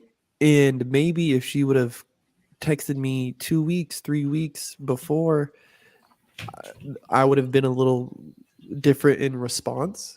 But I told her myself, she's like, oh, you're over me. I was like, well, I had to. She's like, well, I'm glad I was like, she said something like, she's like, oh, well, like something about like going through it, right? And I was like, yeah, I fucking had to do it by myself. Like I did this shit by my fucking self, like going through this, and now you're calling me. Like, so it is kind of like yanking a scab open, but then at the same time, there was an excitement of like, I actually get to have this conversation, the one that I had wanted so badly. But then it wasn't met with the receptiveness that would have, if only 4 days or 5 days had passed by. Like I wake up and go to sleep to this shit. Like I go to sleep with you on my mind and I wake up with you on my mind. That's funny that's I mean, it's not funny that that's what you're going through. So excuse me for saying Thank you. Thank you. He said, Thank "Ha you ha." for enjoying my sorrow. You fucking piece of shit. This man's on fire, and you're eating No, popcorn. I legitimately did that same thing to myself, where like the relationship was over, and I was like, I want closure. I want to know what the fuck is really going on. Blah blah blah blah blah blah blah. I demanded. And I fixated on it for so fucking long, and then boom, like 2 months in, right? I was like, I'm probably never gonna get this closure, but I still want it. A month later, I never got the closure, bro. And I'll tell you this right now, I'm so happy that I didn't. Because of the fact that we're never, no matter how much closure we actually want, we're never going to hear what we want to hear. Because like you want it wrapped up in a pretty bow, and it's never going to happen. Like it's the astronomical likeliness of somebody just hitting on the nail exactly what you need to hear, and for it to just like amicably part ways. It's like it's so crazy that anybody thinks that's going to happen, and it's like everybody does. Like everybody that goes through it is like, maybe she'll just understand and fucking we'll just have a conversation and like, yeah, and that's what you think, right? Like they're gonna tell you this is why it didn't work, and then what are you gonna do? Well, now that I know why it didn't work, let's fix it. Like no, see, and this is. I'm not saying that that's what you were gonna do, but I'm just saying like that's part. It's all the what ifs, right? Like what is closure? Closure is exiting like you said, amicably, and just being able to part ways and be like, okay, everything, it doesn't work like it doesn't. And I think also because it's understanding each other's position. And usually what can happen with like a conversation with regard to closure between two people is like, you might very well agree and amicably on the objective, and you might have a great conversation about growth and about like just like moving into different fucking spaces and like all this and that, and still not have heard like where you're coming from with regard to earlier, or like the things that you need reciprocated that really matter in this conversation aren't the things that you're going to find common ground on. And I'm not saying deterministically, I just mean like because it's so likely to happen, it's like all you're seeking in that moment is reciprocity, and it's so unlikely that you're going to get reciprocated because, I mean, you guys are positionally opposed to each other in this situation. So like, of course, it's like, I don't know, man. It's difficult. That's a difficult one for sure. So I guess really, essentially, what I'm trying to tell you is like the reason that it's hurting so bad is because you got closure, quote unquote closure, but it was the closure that you kind of asked for, and it's like it's never going to be good. Closure is never like even now you probably still have questions and you still want closure based off of the questions that you have. Like it's like a constant chase and that it's never going to end well. So like the the best possible outcome is just to run into the storm and realize that you're not going to get closure. You know what I mean? Like your closure is the ending result of what your grievance is. Excising the situation from your life, like that is it. That's ultimate. That is the and ultimate. The whole thing about like the pain. And I know it's fresh. And I kind of sound like a dickhead telling you this right now, but no. Absolutely. And trust me, bro. These are things that I've ran through the gamut of my own brain. But then just to kind of hear like what was really going on, what people really thought, like, you know what I mean, what they were doing, it's just kind of like, God damn, fam. Like in what I think equivocally to the part of like, damn, I really saw a future with you. Like, I really liked you, homegirl. Like, I was really about that. Like, you know what I mean? I think equivocally, I'm grieving this idea that the part of the innocence of my care to people, right? Like, bro, I pursued this girl, you know what I mean? I laid down the fucking sauce and I kept that same pressure the whole way through. Boom, boom, boom, boom, boom, boom, boom. But bro, if somebody don't really like you, they don't really like you, fam, right? And you have to be able to discern that. And my level of discernment was very low, and it led me to believe that I had a position in somebody's life like they had a position in mine. And so that little bit of naive ignorance definitely died with that one. But does that deter you from doing that in the future? No, and you know what? She actually asked me that same question. And I was like, no. I know I will date. I know I will do all that. It'll probably be when like Elijah's a lot older. And it's just gonna suck for them. It's just gonna suck because I'm gonna have such a like high standard. You know what I mean? Like there's gonna be certain things I'm just not cool with. And I don't mind doing it at a later time because then I hate hearing girls like when they're with guys like, oh, I've never felt this way before. Like, bitch, you probably felt this way before like 2 years ago. Like, what are you talking about? Like, there's no life experience. There's no gap. Like, you know what I mean? But if I put 15 years or if I put 10 years in between me and the next person I really date, I get to look at baby girl across the table and say, honey, I haven't felt like this in a long time. And but I think I haven't felt like this in a long time and never feeling this before. I would say I would disagree with that. Like I do think that there's something out there that someone can do for you that you've never felt before.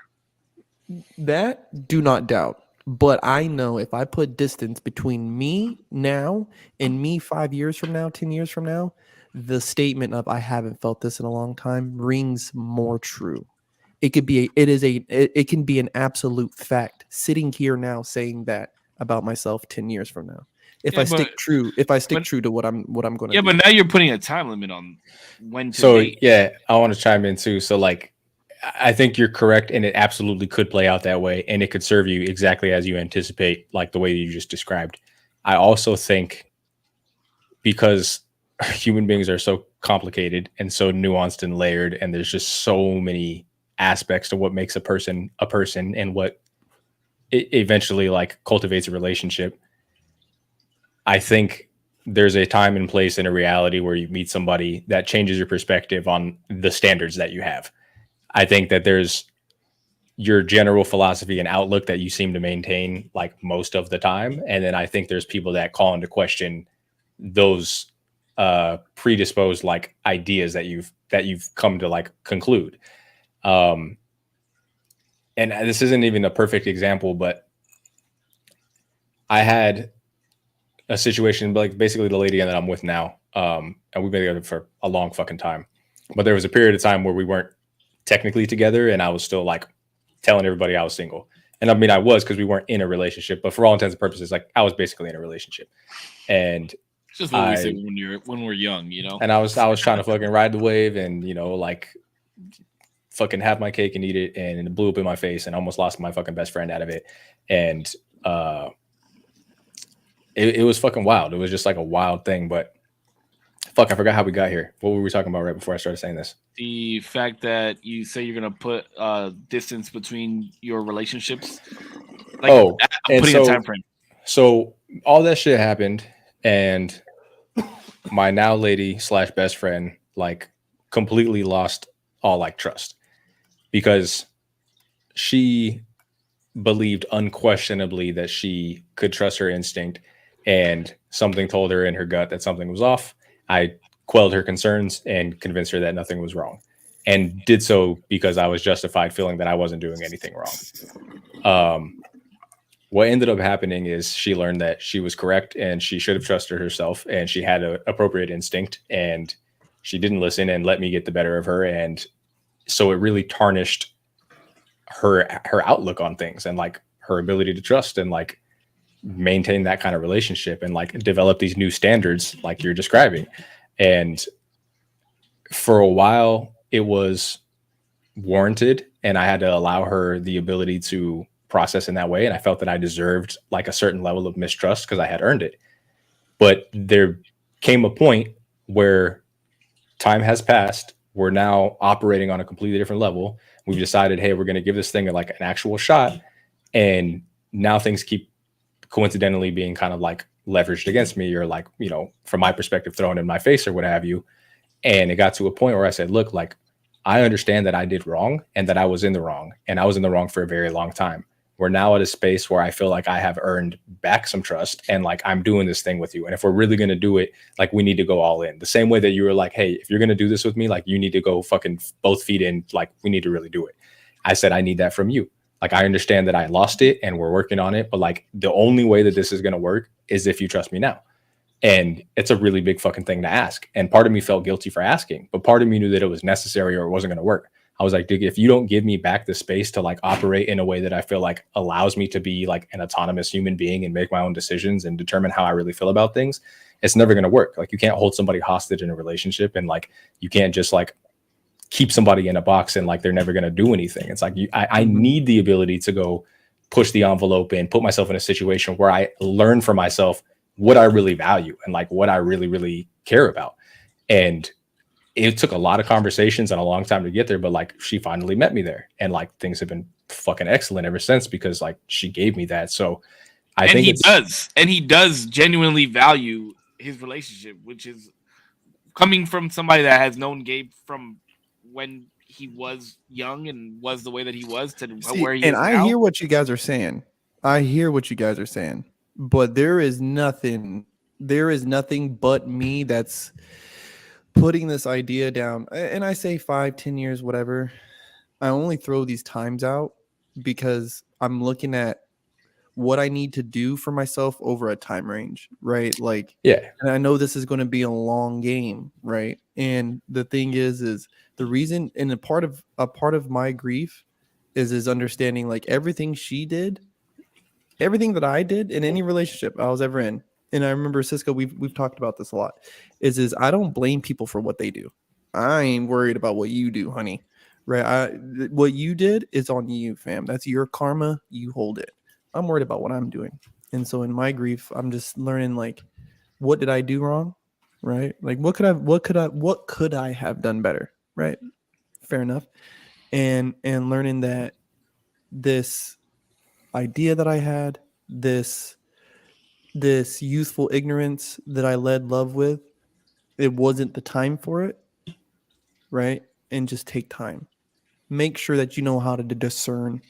And when my level of discernment gets a little bit better and I can kind of start seeing through some of this shit again, maybe I might take a gamble, right? But it's purely off of saying like just patience with myself with it.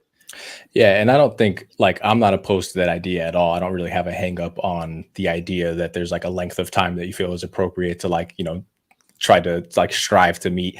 Like that doesn't strike me as odd or incorrect or any of that. I think it's just important to realize that like despite how it feels because it's so fresh, that should there come a time when your instinct is to maybe be a little bit more lenient with like some of the harshness that you're like looking through a lens in, that it's not necessarily always equal to naivety. It's not always that you're just being fucking aloof and young and dumb and in love. You know what I mean? Like that you have to give yourself the grace and credit to know that like you have given ample thought and ample logic applied to situations. And exactly like you said, I think the thing is not just your ability to discern, but more so your confidence in your ability to discern. It's like the more good you feel about your ability to, the more grace you'll allow a situation like that and give somebody the benefit of the doubt and so on and so forth. And I absolutely think that I think that you should be alone for a little while, like at least, bro. Because let me tell you, some friends. I forgot I was live. My bad. No. I mean, listen, all I'm saying is it is true. Though, hold on, and this is what I'll say, right? Because we do have a group of friends, and in our group of friends, we have those that have gone from relationship to relationship. Myself being one of them, right? And we have one gentleman in our group of friends who's been single for like 10 years, bro. And he's one of the happiest cats that I know, making his money, doing his thing, blah blah blah blah. There's another one who just recently like left one relationship to get into another relationship. He's extremely happy. The other one's extremely happy. It's just do it at your own pace. But what I would recommend based off of what I've gone through is for sure be by yourself for a while, and just take care of take care of your shit. But like grow as a human being and handle your shit. And when you feel comfortable, like actually you'll never know when you're ready. Like there's not a day that you're gonna look in the mirror and be like, I'm ready to start dating again today. Like somebody's just gonna come into your life and they're gonna be fucking incredible, and you're gonna be like, holy fuck, I told myself that I was gonna wait for a long time. And then there's just something about this person. There's a connection with this person, something along those lines that you're gonna be like, wow, this is absolutely incredible. But I'm not saying it's going to happen in 6 months. Allow yourself the time to grow. But, once you... Or if I get a sugar mama and, she says, you got to dress up as Batman, I'm going to look at myself in the mirror and say... Is it worth $5,000? Bitch, we're Batman in this motherfucker. But for real, like delete the fucking dating apps on your shit. And that was the thing when we had a conversation about this young lady that put you in the position that you're in right now. What I was so excited about for you was that you met this person like genuinely out and about. Like people don't do that shit anymore. And not saying that dating apps, like people can't find love on dating apps and shit like that. But like what happened to that old school going out to a bar or like, going to the park or something and running into somebody and having a genuine conversation with them, like that doesn't exist anymore. So what I would tell you is if you're going to do it again, do it to that point of being genuine and like meeting somebody like that. Get fucking Tinder and Bumble and Hinge off of your fucking phone. If you're going to get laid, go get laid naturally. I'm not in there. So I did want to ask you another question because it's something that just as we were talking about all this, like I just started thinking about, and I'm curious if you relate with just like what you've been going through since it's been so recent. I think part of what's so difficult and frustrating and difficult to deal with regard to grief is like things that I don't realize that it's calling into question. And like you described, like, having an idea, like I really thought this was going to work out. And then finding out after the fact that like, oh, like I thought it was being portrayed as this, but meanwhile, in retrospect, this was happening on the side. And it really puts into perspective, like that your previously established perception was completely inaccurate. And I think for me, what that does is it calls into question, like my ability to discern, my intelligence, like causing to question my character. And so it's almost like a defensive reaction that I have. And it's almost like I feel even worse about it. It's like not only did it not work out between me and this person and it's just unfortunate circumstances, but I feel like a complete idiot that just like didn't realize I had my head in the jaws of a lion and just like was completely oblivious.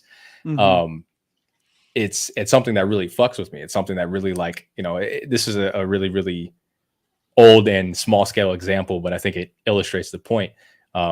Me and I won't throw her under the bus, but me and one of my first girlfriends from high school, Save, you know exactly who I'm talking about. She was I just got thick up in here. It was a Egyptian girl we went to high school with, and I was infatuated with this girl. Like, I think it was 9th grade. We didn't know each other, hung out in different circles of friends, and I would just see her from across the quad, and we would just be giving each other eyes. And I was like, I don't know who this girl is, but like, I need to meet her, talk to her, figure something out. And she was dating some guy at the time. And then at some point, we'd been kind of like looking at each other or whatever. And one of her friends was like, so-and-so broke up with so-and-so, and her boyfriend broke up. And I was like, oh, this is my in right here. Like, it's as an open invitation. So I started dating her. Everything's good. She's like got the biggest, prettiest brown fucking eyes, and I'm just like dumb fucking sprung over this girl. And throughout this very like short 3-month relationship, I would have like friends or like peers around me telling me about all this shit that was going down, shit that she was doing, shit dudes that she was talking to at parties, drugs that she was taking at the and at the time I wasn't fucking doing any of that shit. And I really fucking liked her, and it would always result in me having a conversation with her and like basically asking her, hey, is this true? And she would look me right dead in my fucking eyes, and she would bat her big brown eyes, bro, and she would just be like, no, of course not. And I'd fucking stone-faced believed her every single time. And then when it finally ended, I finally like got the scoop on what the fuck was really cracking, and I was like, I'm the dumbest fucking person in the world, bro. Like, it's astronomical how fucking insane I was. Just like, and it was something that I learned about myself too. Like, I was a real sucker for a pretty face and a fucking smile. Like, it was literally so easy. And she just made my fucking my body would tingle, my knees would shake and shit. I would just be like, this girl could say literally whatever she wanted. But it was crazy. And it was something that like, I don't think I realized at the time, but I think like after some time had passed, I felt really dumb for it. And I felt really like, how could I fucking let that happen? Like, how was I so clueless as to like what was going on? Like, how am I that bad at judging character? Like, am I that like unaware of my surroundings? Like, do I not know how to like get through fucking life? Like, that am I just going to be taken advantage of no matter where I go? Like, and then all of a sudden, I'm going to buy a fucking car or something, and it's like all these pent up insecurities I have, and it's like I don't know how to navigate a conversation because I just feel like I'm so inadequate across the board. And so, yeah, one, I wonder if that's something you relate to, and two, I think it's just an important thing to touch on with regard to like that process of grief, where it's like, not only did you suffer a huge loss, but suddenly like your entire world just got flipped upside down, and like you don't know what's fucking left is right and black is white, and you're just like, how I can't even rely on my fucking 5 senses to like inform my reality. Like, and I think that puts you in a very weird state of limbo where you're just like, I don't fucking know what's happening. I'm just floating through life. Yeah, dude, there's a really weird loss of the senses, I think, when one becomes infatuated, in love, whatever. Like, you lose like your perception of reality becomes very, very obscure. All the gray matter. Right. And I mean, these things are amplified sometimes. The way they look, the way they smell, the way they talk, the way their skin feels is just amplified by the fucking millisecond. And then to realize like this isn't your person, right? I think does play, I don't know how it is for women, but I know for men, it does call into 9 times out of 10 will call into question, our ability to like, do I know friend from foe? Like, do I know a friend from foe? Like, do I know somebody who is purposefully trying to deceive me? Like, you know what I mean? Like, could I even protect a tribe? Could I even protect myself? How much of a man am I? If this woman, right? Let's be real fucking real. Let's be real. Hey, because I love pussy. Okay. I love nice, warm, wet pussy that women have. So I'm going to speak to that effect. Okay. So You speak for all of us when you say that. I'm just saying. I think I speak for the table here. Okay. So how have I allowed this woman to deceive me? Well, You know that's what I it. mean? That's it right there. Literally what you just said. Literally what you just said is the reason why we are so easily deceived. Because it's a woman. No, because of pussy. Oh yeah. That's what he said. I ain't found a pussy nowhere else. Well, hey, let me tell you, it's 2023. That's a whole nother podcast. Every pussy I've ever found has been attached to a woman. Okay. But okay, well, if that's what you're saying, then yes, absolutely, I agree with you. That is the reason why we are deceived so easily. Well, I wouldn't say that we're deceived. It would just be blinded. Deceived. I would say the blind. I would say it's more due to being blind. Deceived. Judgment be clouded. Yeah, your judgment is extremely clouded. Deceived. I look at it like this. Is I think that there's always a because I even say it in this, this life I had hoped for and all this stuff. There's always a mild expectation that you throw on your partner for for who they are and what they'll be. There's always this expectation. I think a part of that expectation is what we want from our partner, but it's also how they pitch their sell. Oh, I'm this type of woman. I'm this type of girl. Mm-hmm. I'm this type of. And though it may be partially true, right? We fall into this idea of, well, it's absolutely true. Because it could be partially true. But generally when we trust, man or female, if we're trusting you all the way. Right? And I'm very that way. And so going through these moments when that is broken, it makes me say, damn, how can I fucking trust anyone? How can I even trust myself if I trusted this person with my trust and they broke it? It becomes a sick fucking riddle of who's to blame. And at the end of the day, I blame myself for falling for deceptions, for not vetting these people enough. And when I begin to question my own when I begin to question my own intelligence, I have to remember that is literally the play of the deceiver. That is what they want you to do. They want you to question your own intelligence. They want you to question your ability to see between truth and falsehood. They're trying to blur the line. You get what I'm saying? And I got to remember that is just what they did. That was just what they were doing, and it took an effect. And just like bro, it's like getting rocked like really hard in the head, and you just kind of got to shake it off. Your knees get a little wobbly, and Cisco knows. Like, trust me, this is definitely not the first time I've ever been played. So, and definitely with people who mattered way more to me in my life. So it's a continuous battle of saying, make sure you vet these people, make sure they're properly vouched for. I'm not stupid. They're just good liars. Well, that's why I think we chatted about it in another podcast once when I was like, if you're gonna date, bro, now at this day and age, like you have to date long and thought out, and because when we do our courting as men, right? Like we're gonna go above and beyond sometimes and do certain things that maybe we wouldn't do like 5 years down the line. So we're putting on a persona. I would say there might be a thing or two that we do that we wouldn't think about doing 5 years down the line. And it's like we're putting on a persona in order to gain the attraction of this person. So it's also being reciprocated back to us to gain attraction. So like it's an interesting balance between doing what is necessary to attract another person and reconciling that with like being true to who you are.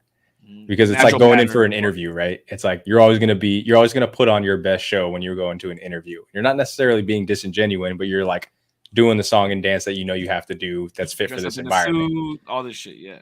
And so I think that's where it gets kind of like gray and like complicated, is like discerning whether somebody's behavior is truly like deliberately malicious, or if it's just them doing what they think they need to do, and like it just not unraveling that way because it's not true to like it's not truly aligned with their personality. And this kind of goes back to what I was saying too. And of course, case by case, and in some cases, there are true just malicious deceivers and people that just are like less empathic and don't really narcissistic and don't really like care if anybody's impacted, as so long as they figured out what they want out of a situation. And if it's, I don't want this anymore, then so be it, and they're fine. I think that definitely exists. But I think more often than not, it's situations where people are just navigating through life and like figuring shit as they go, and like think that they feel one way and ends up not being the case, or maybe they thought it was and today it's just like struck differently. It's just like people that truly happen to love the shit out of each other, but just like grow into different like paths. Like, I mean, those are all very real fucking things. And like, I think it's something that I really deliberately try to keep putting into practice, is like not speaking about things deterministically, like not thinking about philosophies that I'm like pondering as if they're conclusive and unquestionable. And I think it's really easy to filter things out when you feel so strongly. It's so easy to be convicted. And I think it's a dangerous thing to be, because it's so fucking complex, dude. Like there's so much to it. Something that I think that I've kind of like referred back to as a theme, you know, on several occasions, and something that I've talked to Save about, and something that I talk to my lady about frequently, because she has a habit of like putting all her eggs in somebody's basket. And like when she's somebody's friend, she gives every part of herself to that person. And it's really heartbreaking when she doesn't get that back. And I understand the feeling, but I tell her like, it's a big ask. Like you put so much that like, of course you're not getting that back. Like that's not how most people operate. And so something that I've tried to instill in her, and that I like really keep in my head, is that not everybody is everything for everybody. And like, not every friend has to be a good friend on all fronts, all across the board, in all angles.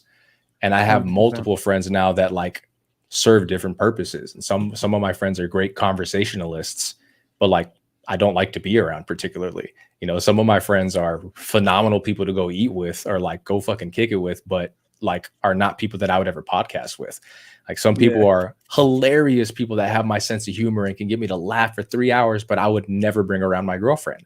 And some people are like, well, that's not a friend. And I'm like, well, you say that, but it's like, I have a friend that I've had that happen with, that I'm like, this person can't be a good friend. That's a bad person. And then I don't see them for a couple of years. We get around each other and immediately start cracking each other up. And I'm like, what the fuck is that? Why do I hold no ill feelings? Why don't I have a grudge about it? It's like, well, I feel bad about it when I think about it as a concept, but when I'm physically in the presence of this person's energy, I feel good. And so it just taught me to compartmentalize certain relationships, where I'm like, this person is not the person that I'm going to like bring to my house for this purpose, but is the person that I'll shoot the shit comedy wise with and like play a fucking game with. And so it's really, really interesting.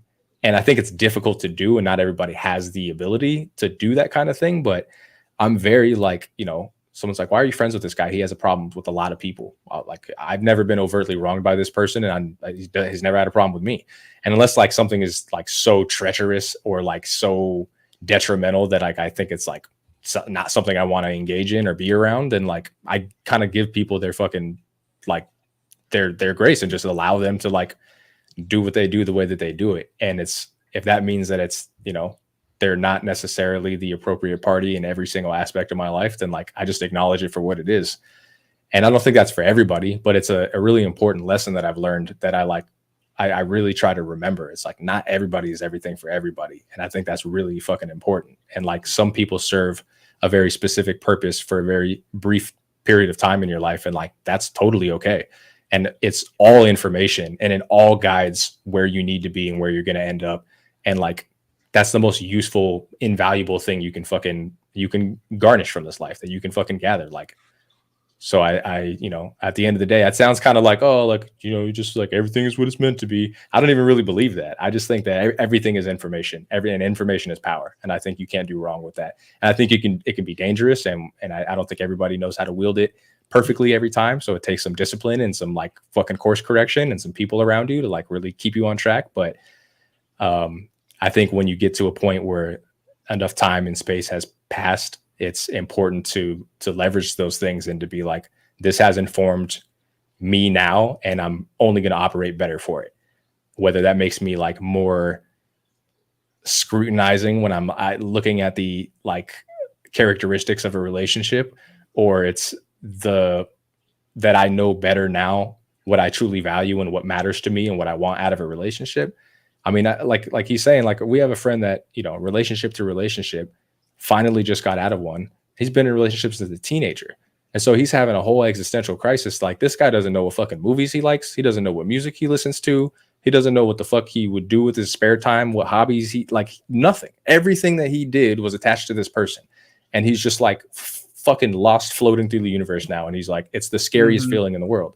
And I was like, I get that. But also, it's got to be the most exciting time in your fucking life. Like, you get to go figure all that shit out right now. Like, go figure out what you're into.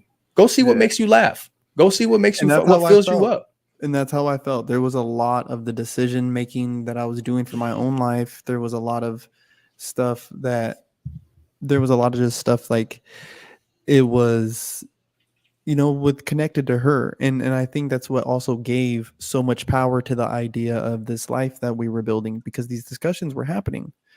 And, you know, and you were really right when you were saying like everybody isn't everything for everyone, right? And sometimes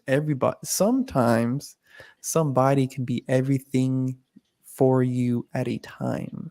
They can be everything and anything you could have ever asked for, but only for a time. But there's a reason behind it. There's a purpose. And I'm in the part of my grieving now. And especially even after the conversation last night, I think it helped me realize I think I'm starting to stumble into what her purpose was in my life. Right. And and you know, I'm trying to come to this conclusion, and I don't want it to be malicious. Because I don't think anyone is just malicious by nature. You know what I mean? Or just a complete deceiver. I have to believe, bro, like some of it was real. Like, you know what I mean? Like, I don't want to be that guy where it's like, it was just all fake. You know, I'm not that guy. Not that guy. I mean, if she flew out here, listen, the dick can't be that good. It can't be. Hey, I'll tell you it is. My guy. Oh, you heard that? Bitches, get at me. OnlyFans. Korpsx. But if she was flying out here, I have to believe that she actually liked me a little bit. You know what I mean? So will that make you feel better? Not really. Like, you know what I mean? But it helps me believe it. So then it helps. Okay, so it's like, okay, if she actually liked me, we went through these things. You know, she did. You know, she made her choices. So what is the purpose of all of this happening? Because the Matrix, bro, I say it all the time. Morpheus says everything happened exactly as it was meant to. Because if it didn't, we'd be dead. So everything's happened exactly as it was supposed to transpire. And what is God telling me? What is he trying to show me right now? Like, you know what I mean? And so I take refuge in prayer. Hey, I mean, by all means, brother. But, you know, the fact that it's funny because we actually had that conversation of what is a friend on this podcast before. And, you know, Gabe kind of hit the nail on the head. And I mean, Korpsx, even you said it, right? Like, you have friends for different occasions, friends that you go out to the bar with, friends that you go out to here with, and, you know, work friends and things like that. So just knowing that you have that, and knowing that those friends can be there for that amount of time, right? That length of time. You know, I mean, you can kind of put this into that perspective as well. This could be your portion of being in Florida, and you never go back to Florida. I think that's what it is. You just never go back to. Now you get a job in fucking New Jersey or something. You know what I mean? Well, there is something that I want to drop maybe on the next podcast, but I got some announcements. I got a lot of news. And I think you guys kind of see why I've been a little bit of a wreck the past 2 weeks. But I'm getting it together, dude. Shit, dog. Drop a little spoiler real quick. If you got a bunch, drop one. Give me a little gem before we close out. No. Oh, no. You gonna make me wait, dog? Make you wait to the next episode of Dragon Ball Z. I never got into Dragon Ball Z. Dude, you're missing out on life. You're missing out on a chunk of life. How dare you? It's not something I could get into. I just couldn't get into it. I want to say this before we sign out. Thank you guys for your guys' energy, and thank you so much, Calstradamus, my guy, the purveyor of nonsense. My pleasure. Thank you for coming on to the show and being vulnerable, brother, with us. Man. And I really enjoyed our conversation. And I know to say that it hurts brings no solace, but I know. I know. I know, man. And I appreciate it. And I appreciate being welcomed on the podcast. I'm happy to come chop it up anytime, man. It's I more than most things really enjoyed just having a good conversation.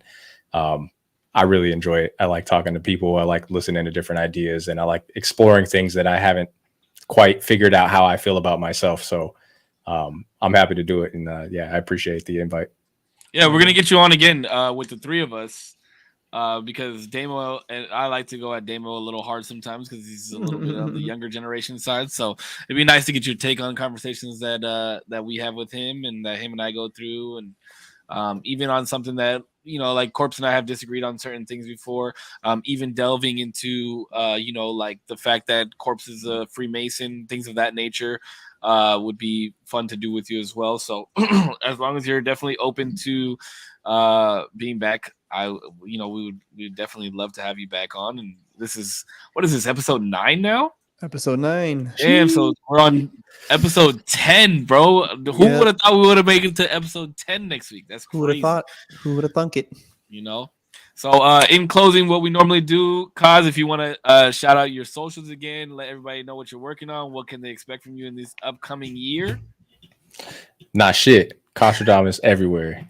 I don't know. I'll be randomly dropping music sometimes, but I won't be telling people. So you might see something. I don't know. Maybe not. But I got 2 albums done. But yeah, Calstradamus on Instagram, on SoundCloud, Bandcamp, Spotify, Apple Music, iTunes, wherever the fuck you listen to music and all that shit. YouTube, fucking finally got the Calstradamus YouTube. Ain't shit on there though, but you know what I'm saying? I'm around. Go hit him with a subscription though, just in case he does decide to drop something. Yeah, man. But I'll be back on here. I'll let y'all motherfuckers know. Don't trip. All right. Appreciate it. You can find me at Save Wonder on all platforms except for Twitter. I'm thinking I might come back on Twitter, bro. I might make a come back. Come back and let's act a fool, bro. Canceled. I appreciate you guys. Kaz, thank you so much for coming on, bro. I appreciate that you're my brother. I love you. Korpsx, as always. To my community, your community, the ones who are always here listening, to the listeners that go on.